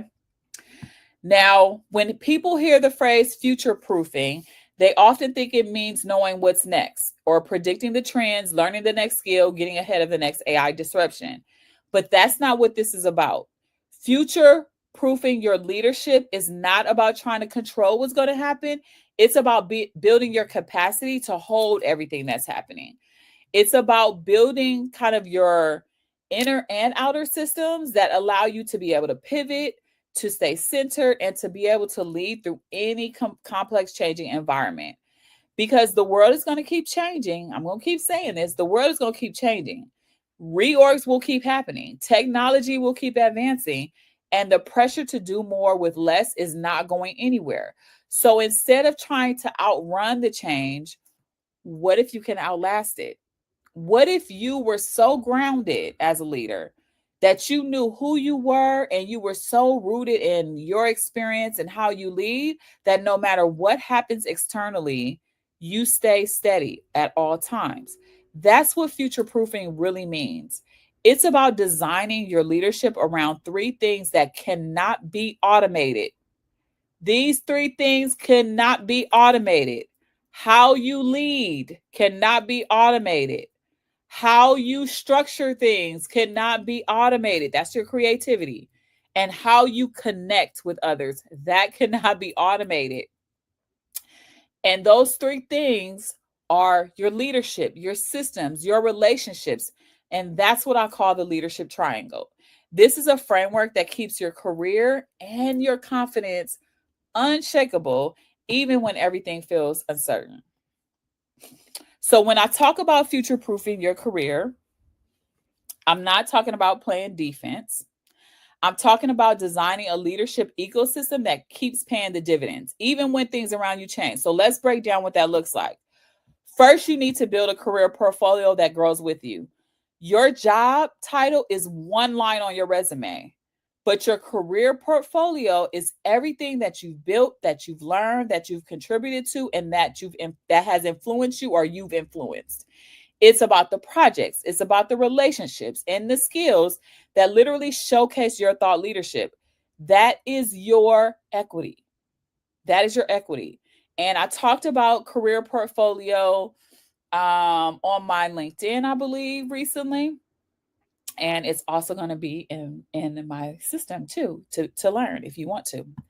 The second thing is stacking skills. This keeps you valuable in any environment. Now, this does not mean chasing certifications or doing more. What it means is deepening the skills that would always be in demand.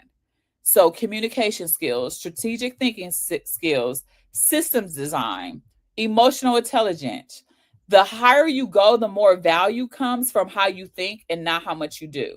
I was coaching a leader who's moving into a new role that's going to be higher, and it's more of a director level role. And I was like, hey, girl, you got to get out the weeds, because when the higher you go in your role, the less it is about being a task manager and more about being a strategic thinker. It's more about the strategy. And so that's where you have to be as a leader. And then third is to build relationships that open doors. not drain your energy. So I'm not saying go to every networking event. I'm an introvert by nature, and I'm not going to a bunch of networking events. I'm just not. But your opportunity is going to come through people. So the question I have for you is, are you nurturing relationships that are reciprocal, that are strategic and aligned, or are they the ones that's exhausting or just one-sided? You do not need a bigger network. You need a true one, a real one, a 100 one. That's the type of network that you need. And then finally, adopt a CEO mindset. And when I say this, when I say that, what I mean is that you are the strategist of your career, your skills are your assets, your visibility is your marketing, your relationships are your partnerships. And then once you start seeing yourself that way, you make decisions differently, more intentionally, more powerfully, and with more trust. This is the foundation of leadership that will last and that will get you through everything, okay? Because you're no longer going to wait for a company or a title to secure your future.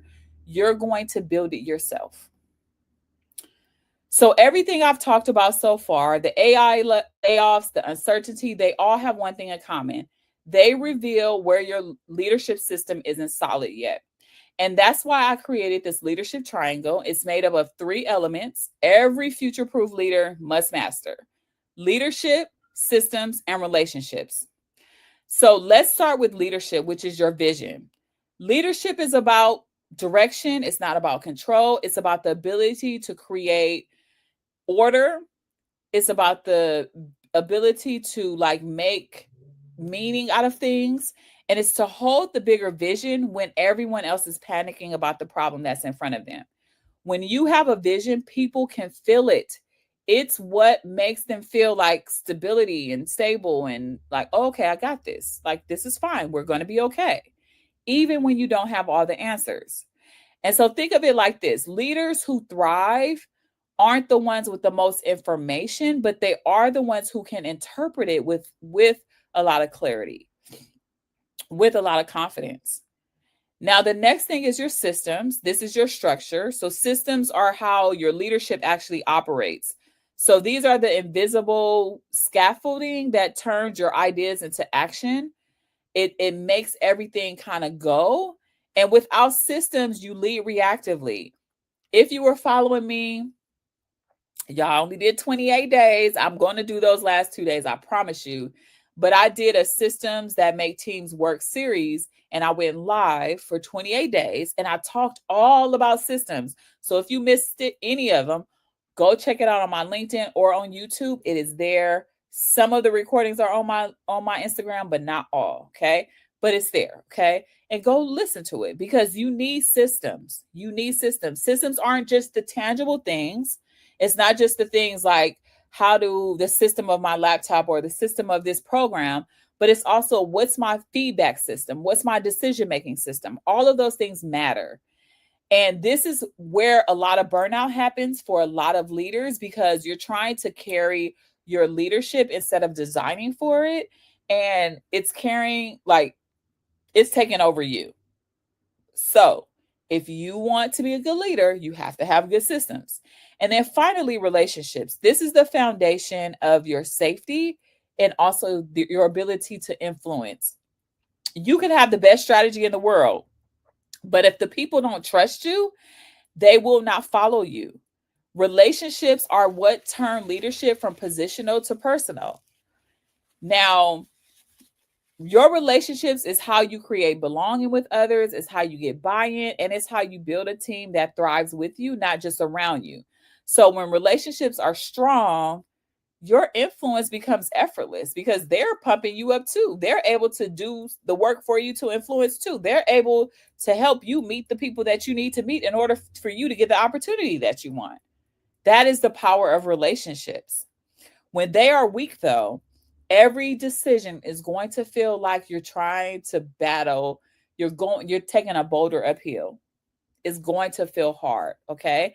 So these 3 leadership systems and relationships are not just concepts, they are the core muscles of your leadership. When one weakens, the other overcompensates. And that's when burnout happens. that's when people stop being aligned, and that's where things are all over the place. But when you strengthen all three, you build a leadership identity that can weather anything, the layoffs, the AI, the restructures, all these things, because you feel stable and you're not dependent on the external environment. You are literally fit. Your internal compass is so strong, and you're like, I got this. If you had to guess, any of you, let me know in the chat which side of your triangle needs the most attention right now. Is it leadership? Is it systems? Or is it relationships? Which side needs more attention? Let me check my my Instagram while I'm out here.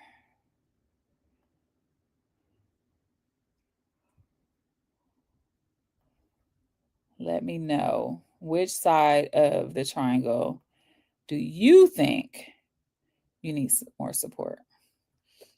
Systems, yep, systems, yep, systems.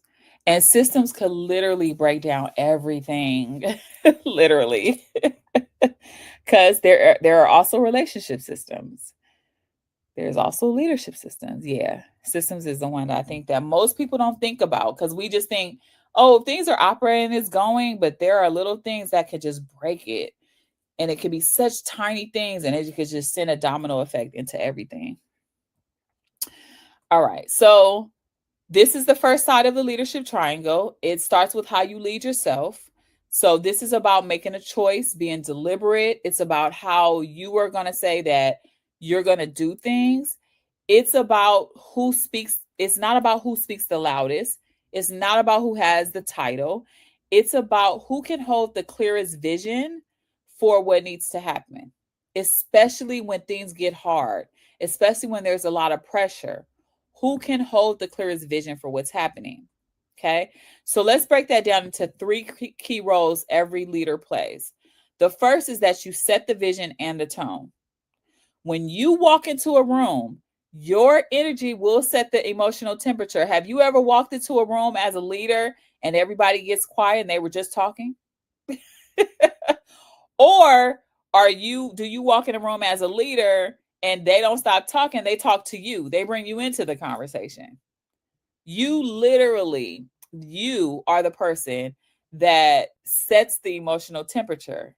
You know what you're putting off by how your people respond to you. Okay. Vision is just not a plan. So we tend to think, okay, I created a vision and that's my plan. No, it's a sense of direction. It's something that people can feel. And that becomes contagious. Like, I feel that vision. I feel inspired. I feel like I really want that to work. That's what you want. The second is you make decisions under pressure. Now, uncertainty exposes leadership gaps, not just technical ones, but emotional ones. Okay. The best leaders slow down when everyone else speeds up. So, yes, technology is moving fast, but you're going to slow it up. My husband talks about this in a good, really good analogy. Is he says, when my son is playing basketball, and he says, you can literally slow the game down. It's moving fast, but when you are so certain and so clear about where you're going and the vision and what needs to happen, you will literally slow the pace down, where everyone else will have to slow down with you. That's what you should be doing in your career too. And when you are here in this place where you're making better decisions, you will ask better questions. You won't rush to act and to make a decision. You are going to create the psychological safety because you're going to model what good problem solving is. You're going to model that. There's some research from the Harvard Business Review that shows that teams mirror their leaders' emotional state within 7 minutes of interaction. 7 minutes. So within the first 7 minutes, however you come into the conversation, the room, whatever, your team is going to mirror that back to you. So just next time you go to a meeting, in those first 7 minutes, see how the energy is. See the temperature in the room. I want you just to try that. Experiment with that and see what happens. Okay.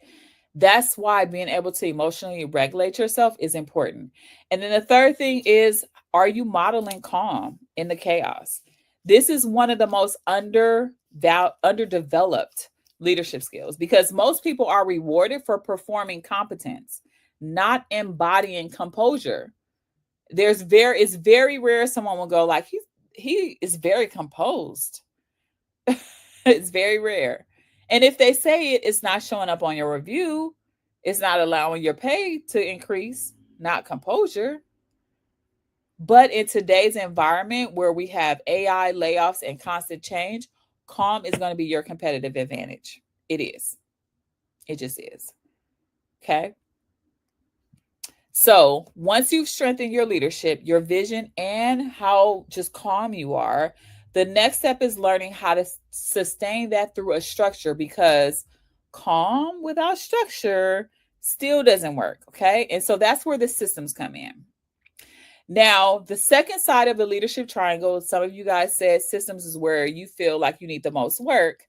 Well, in here, when you're thinking about systems, this is how you protect yourself, how you protect your peace, how you protect your performance. They are what allow you to stay calm. It allows you to continue to move even when things are crazy around you. It allows you to be consistent even when everything else is unpredictable because you put a system in place. A lot of leaders think systems are about control, like the checklist, the dashboards, and all the rules.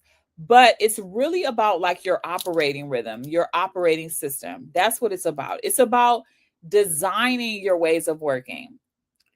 Now, I always start every team session with designing an alliance, and people hate it. Designing an alliance is basically another word for saying create your agreements, create your norms for how you want to show up today.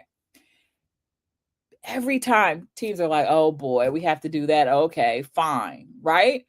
But the reason why this happens is because it's important to have a system in place for when people disagree in the meeting, or for when people have to get up and walk out and take a break, or when someone has to answer a call, or when we're, brainstorming things, or when lunch is going to happen. It is good to have a system because it protects you before conflict happens.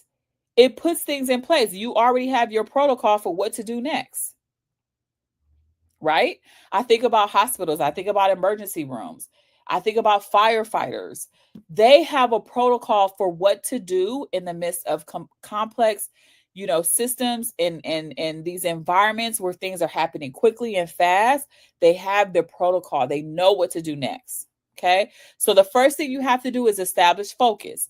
Without focus, even your best leadership that you put out there will be scattered. You will be scattered.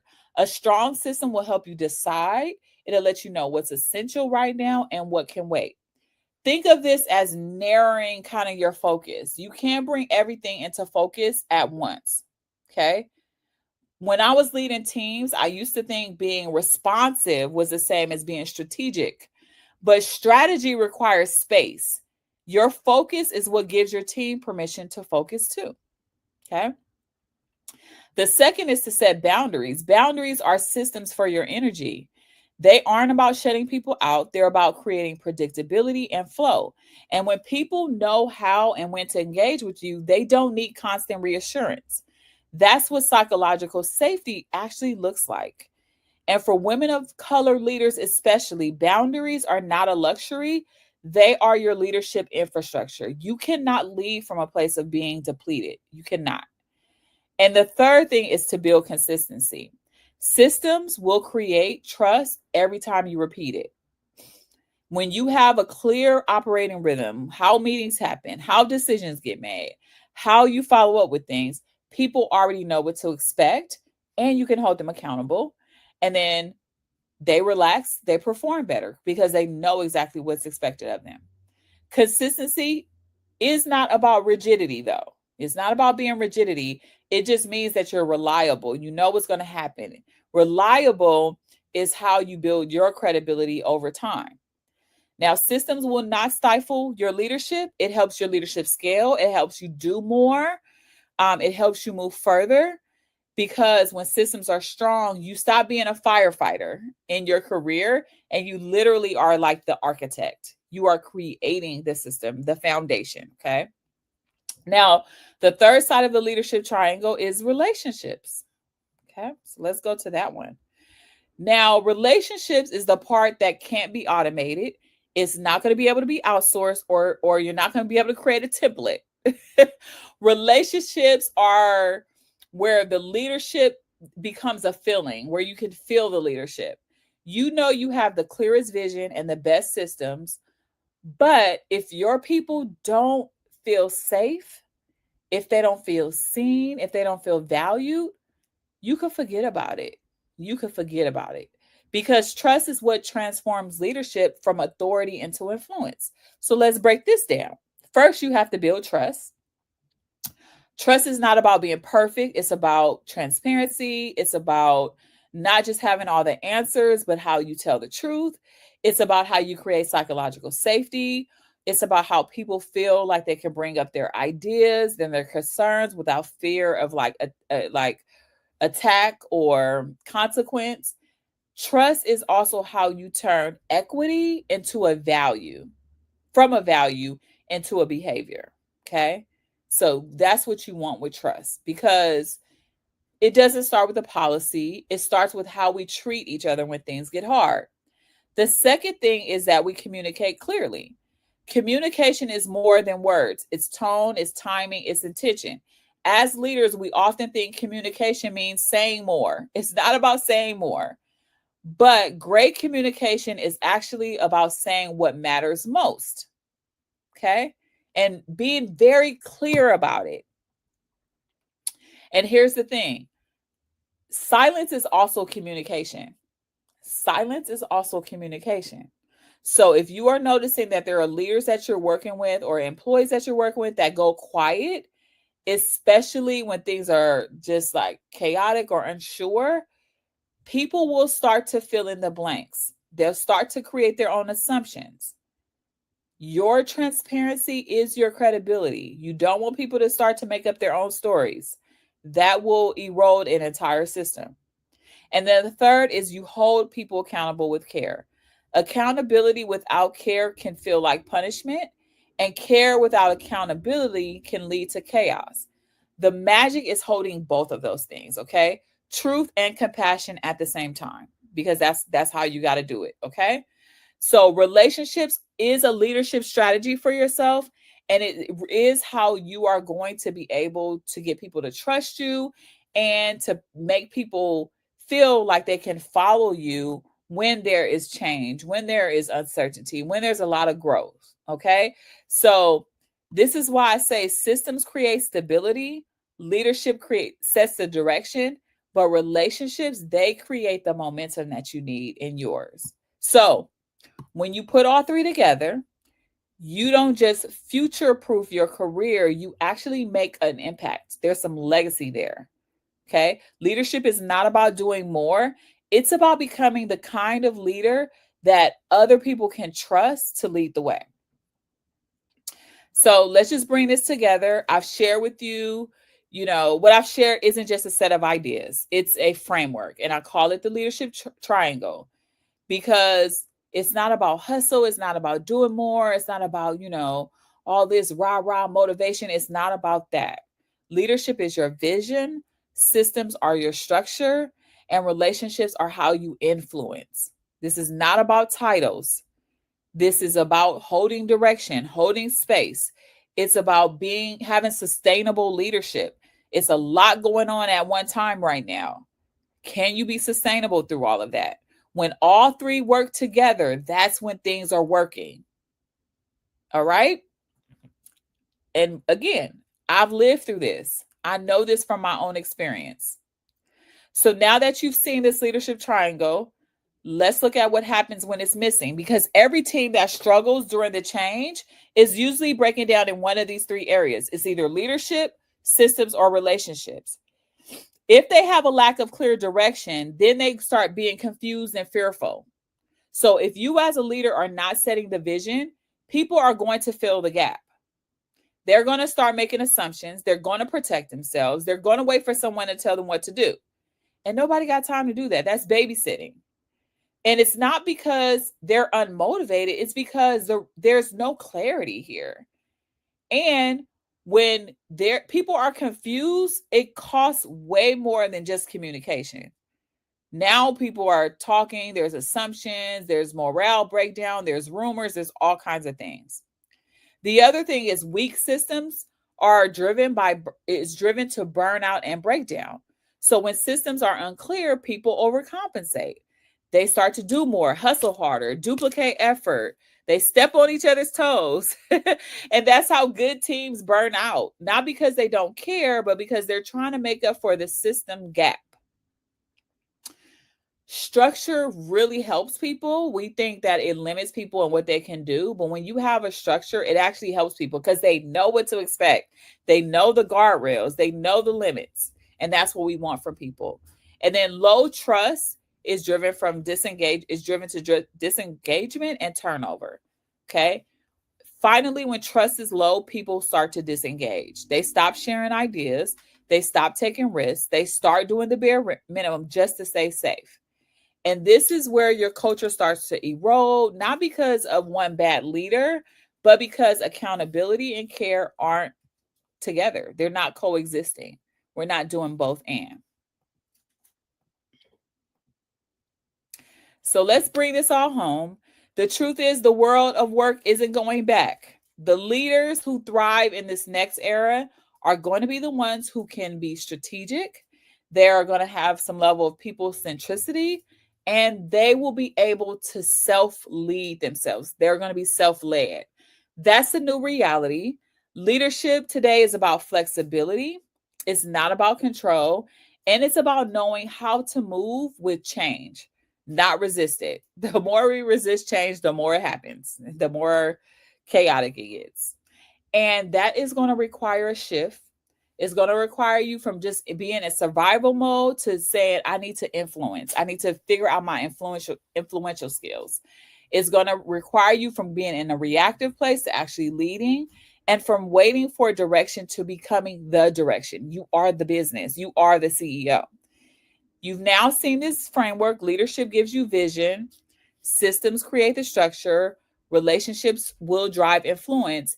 And when you integrate all of these, you don't just lead through uncertainty. You start to shape how things are going to be. Now you're the boss, like the boss, the CEO. So if you're ready to take that from concept to practice, that's exactly what I help leaders and all type of people, teams, do inside the Six-Figure Leader Program. And so everything we talked about today, leadership, systems, relationships, these are not just theories. They're tools that help you thrive through uncertainty. So instead of surviving it, you actually are able to move through it, because change is not slowing down. And the question is not when will it happen? It's will you be ready for it? Will you be waiting for it? Because the Six-Figure Leader Program was designed exactly for this. It was designed to help leaders grow, to thrive in every season of change. And inside, we focus on strengthening your leadership identity. We design systems that make your success sustainable, and we build relationships that expand your influence without burning out or playing small. So, if you are ready to future-proof your career and to lead, this is your invitation, because leadership is not going to wait for you. Okay? It's not going to wait for you to be certain.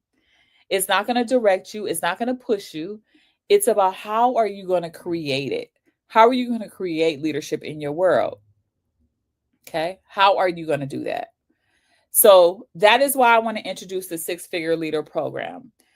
And it's whether you're navigating change, managing a team, whether you're stepping into a new level of leadership, this program will help you lead strategically instead of reactively. You'll get the tools that help you focus on what matters most. You'll build confidence. You're going to be able to learn how to design systems, especially those of you who said, I need more systems thinking. And it's about helping you scale your leadership without being shaken by all these external demands. because leading in today's world is not about titles. It's not about that. You have to be a visionary. You have to be able to influence. You have to be grounded so that people will actually follow you and so that you feel safe enough to lead as well. So, if you're ready to take what we talked about today and really put it into practice, let's talk about how the Six Figure Leader Program can support you in this next season of your leadership. So everything is going to start with you and when you and how who you're going to be when you lead. Before there's strategy, there's going to be your identity, and before there's action, you're going to have some level of alignment with that. So many leaders are trying to fix their environment. So they're trying to fix their systems, they're trying to fix their teams, they're trying to fix their workload without first grounding in who they are in the middle of it. Because again, you shape the energy in the room. Within 7 minutes, your team is following your energy. Within 7 minutes. But leadership that lasts doesn't start with doing more, it starts with being more aligned. When you are clear on who you are, your values, your leadership, your strategy, the decisions, the boundaries, the opportunities, they start aligning around you. That is why inside of the Six Figure Leader Program, we start with identity before we ever move into systems or strategy, because the results that you have can only go as far as your self-awareness does. If you're not aware, if you're not an aware leader, you don't even know anything's happening. You're just reacting and you're moving. And maybe you're tired and you're burnt out, but you haven't anchored into what's going on. So inside the program, we don't just talk about strategy, we talk about you. We start with you. We begin with your leadership identity, who you are when you're leading at your best. Then we layer in the strategy and the structure that help you operate sustainably. So there's no burnout, there's no chaos. There's like you get really clear. And then from there, we move into influence and relationships, because leadership isn't about authority anymore. It's about impact. What's the impact that you're creating? And then finally, we work on your career and your impact strategy. We help you to align your growth with opportunities that match your expertise and your values. This isn't just a course. This is the foundation of your next chapter in your leadership journey. And the truth is, leadership can feel lonely. It really can, especially when you are the one holding it all together. But inside this program, you'll never have to navigate it by yourself. You'll have coaching to help you stay grounded and strategic. You'll have a community to remind you that you're not the only one doing this work. And you'll get the accountability to make sure you actually apply what you learn, not just understand it. Okay. Because leadership is not a solo sport. This is what one of my favorite authors, Minda Harts, always says. Success is not a solo sport, is how she said it, but leadership isn't a solo sport either. It's about being surrounded by the right support system, and that keeps you aligned and focused while you grow. So this is the foundation of everything I teach, whether you're leading a team, you're influencing across an organization, or you're managing your own career. These three elements are non-negotiable. And we talked about this. We talked about leadership. We talked about systems. We talked about relationships. And when they all work together, you have the vision, you have the structure, you have the influence that you need to be a sustainable leader. You will have to manage your time. You will have to manage your energy. You will have to manage your well-being. This is a non-negotiable in the society, in the world that we are in right now. If you think you can navigate this by yourself, you will be by yourself. Because out here it's hard out here. Things are moving so fast, and you need the other, somebody to look over your shoulder and be like, hey, watch out for this, or this is coming, or this is happening, right? This is the type of things that you need as a leader. So let me show you what's actually inside when you join. So the first is the curriculum and the tools. You'll get access to my leadership curriculum. It's practical. It's evidence-based lessons that you can apply immediately. I have an interactive help desk where you can get real-time guidance on implementing the work. Then there's a community and a coaching. You'll have access to the founders roundtables for deeper collaboration and shared learning. If you are one of the founders of this enrollment, this is brand new. We'll have monthly office hours where we coach live, where we troubleshoot challenges. You can celebrate your wins together as well. And then we'll also focus on growth and connection. So networking is big for me. And so I want to create a space where we can network, where we can find out about opportunities. We can learn what's happening. We can learn from each other, right? I believe we all can learn from each other. Even as me as the coach, this is not about big me or little you. We all can learn from each other. And you'll have access to things like book clubs and monthly leadership trends that I put out every month, just to share like what's the trends in leadership, talking about AI, talking about things like that. What's shifting in organizations, what you need to pay attention to, what are the different industries that are thriving right now, which are the ones you need to watch out for. All of that. It's not just content, it's going to be community, conversation, it's going to be coaching, and you're never going to have to do this alone at all. Okay. And when you join as a founding member, this is what you'll walk away with. You'll have a clear strategy, not just for your career, but for how you lead every day. You'll stop reacting to change and you'll start shaping it. You'll build unshakable confidence, the kind that doesn't depend on a title or a perfect plan, but on knowing who you are as a leader. You will learn a system to prevent burnout, to protect your energy, your boundaries, and your focus so that your leadership becomes sustainable. And most importantly, you're going to gain the tools to grow your income and your influence, because you're going to grow your income because the opportunities are going to come to you. Trust me, it did for me. When I went from an admin to a director level, that's about 4 roles that I skipped over. Okay. It can be done. And it's because I do want you to be compensated and recognized for the work that you do and the values you bring. Okay. This is not a quick fix. It's a framework for sustainable success that meets you where you are and helps you and grows with you. Okay. So we'll grow together. So I'm opening the doors to something brand new. It's something that I've been working on for a few months after working with so many teams. And I just thought, like, we need a space where leaders can come together and actually learn leadership. Okay. This is a leadership type of membership. Okay. And it is your chance to join as a founding member. So as a founding member, you'll get early access. You'll get exclusive coaching with me. You'll get the opportunity to co-create the space. You'll have a leadership community that's designed for your growth, conversations, sustainable success. And this isn't just about leading, it's learning, it's about leading together. So if you are ready to future-proof your leadership and grow alongside others, this is your invitation to this program. Okay. So for the founding members, this round is different. It's just for founding members, and it's going to be for a couple of days. And what you'll get is you'll join the Leadership Blueprint group call, and this is where we're going to map out your personalized leadership plan for the next quarter. It's the end of the year. People are working on this right now, and you want to get this. You want to start learning, how do I do this for myself for 2026? You want to get on it. You'll have a private coaching thread with me through Voxer or DM. This is so you can get feedback, any type of accountability between, the different sessions that we have. And this isn't one of those programs where you disappear. I literally want to offer you direct support when you need it. And then finally, the Founders Roundtable. This is going to be a small group of who joins, the early members will come together to shape this community.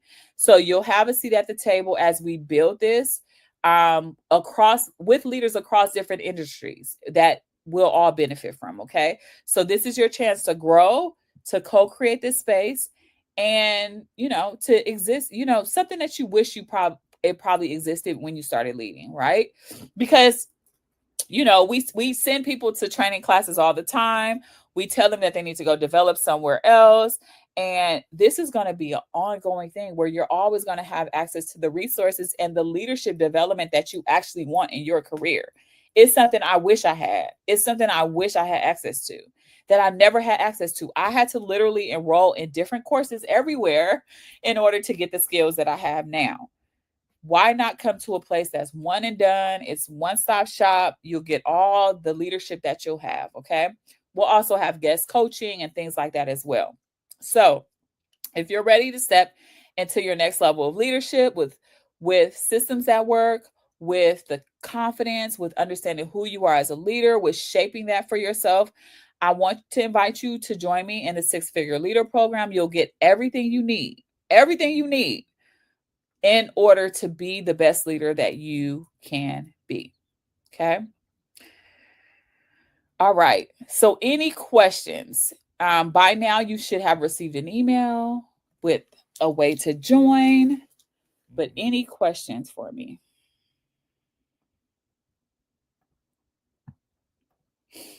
Let me just drop this in Instagram.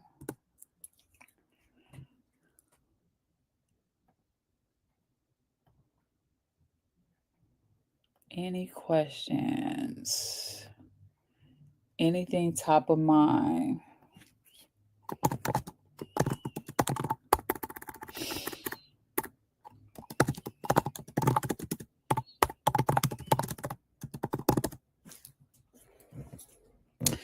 In the platform, there are already module 1, 2, there's 4 modules. There are things like AI, there's things about leadership identity, there's all these type of things in there that's going to help you. If you join as a founding member, you have lifetime access, so it's yours for good. You don't have to worry about all of that or re-enrolling. It is yours for life as long as the membership is open. What other questions? It's open to women, men, all genders, whoever wants to be involved. I do not discriminate. This is group coaching. There is no one-on-one support, but I do still offer one-on-one support. If you wanted to work with me one-on-one, we could talk about that. The Founders Roundtable will only be for those who join within the before Sunday midnight. You will be part of the Founders Roundtable, so we will have calls outside of the general calls together to talk, to get coaching, things like that. If you cannot make the calls, yes, the replays are available. You are able to rewatch them, so they will be recorded.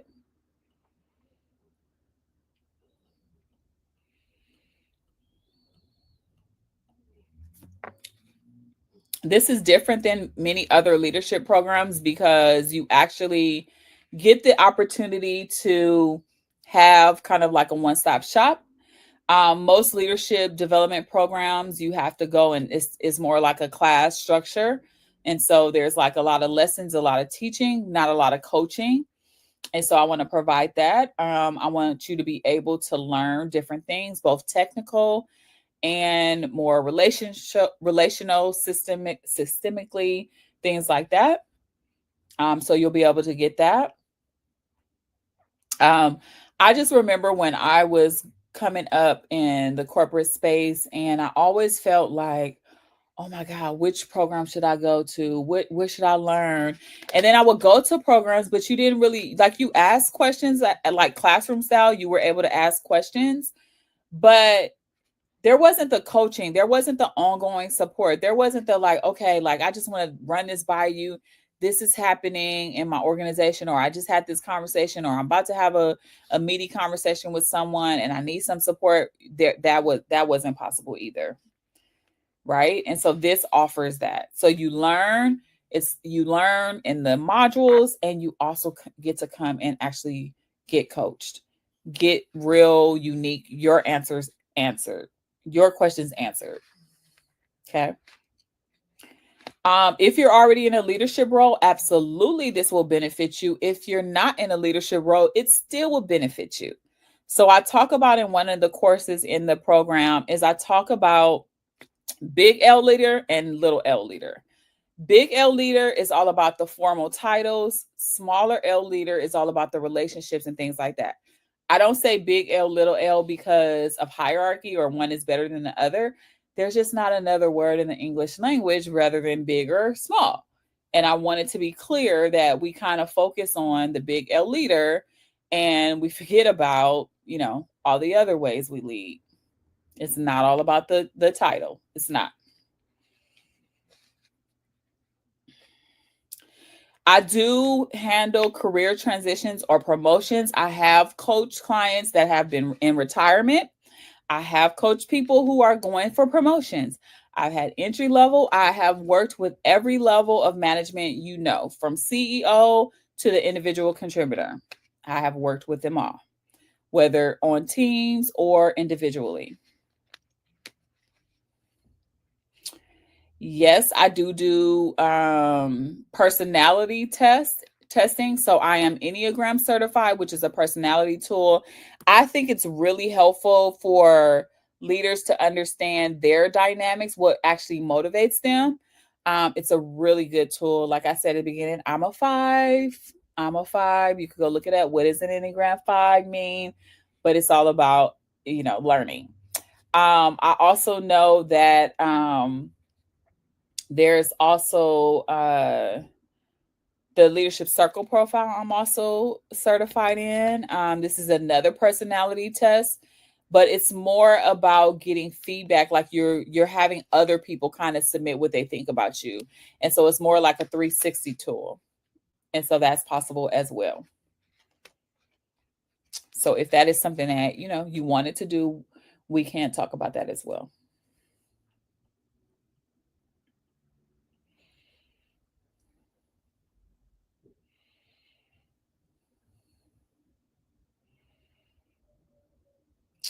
The investment to join as a founding member is $9.97.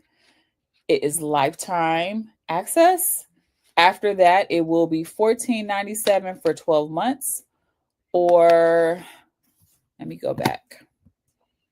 Sorry, it's going to be y'all saying the wrong thing. Here we go. So $9.97 for the founding rate, or $147 a month after. Or you can pay in one lump for $1,500. You still save.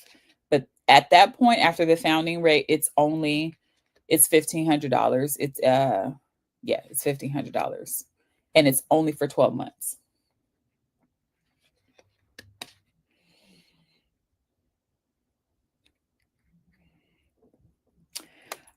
This is really going to be helpful, especially if you right now are going into a season where you're having to figure out what you're going to be doing, what's your plans, what's your goals next year, how are you going to, what you want to focus on.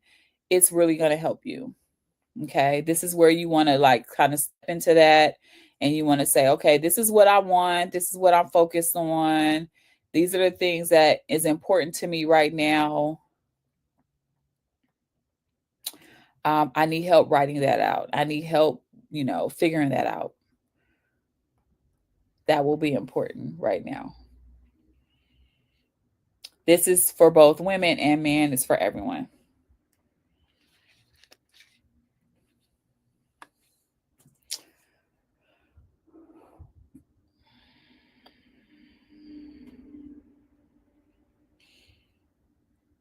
Well, that is all that I have for you tonight. Thank y'all for coming. Please check your emails. You should have received an email with the information on how to join. That is open until Sunday midnight, where you can access the founders rate. After that, it is $147 a month, or it is $1,500 if you just want to pay in one lump sum for the full 12 months. Okay. So thank y'all. Pass it on, pass it along. Thanks for all of you who were participatory, who shared and talked to me in the chat. I love that I got some people to talk to me. And I will see y'all later. All right. Take care. Bye.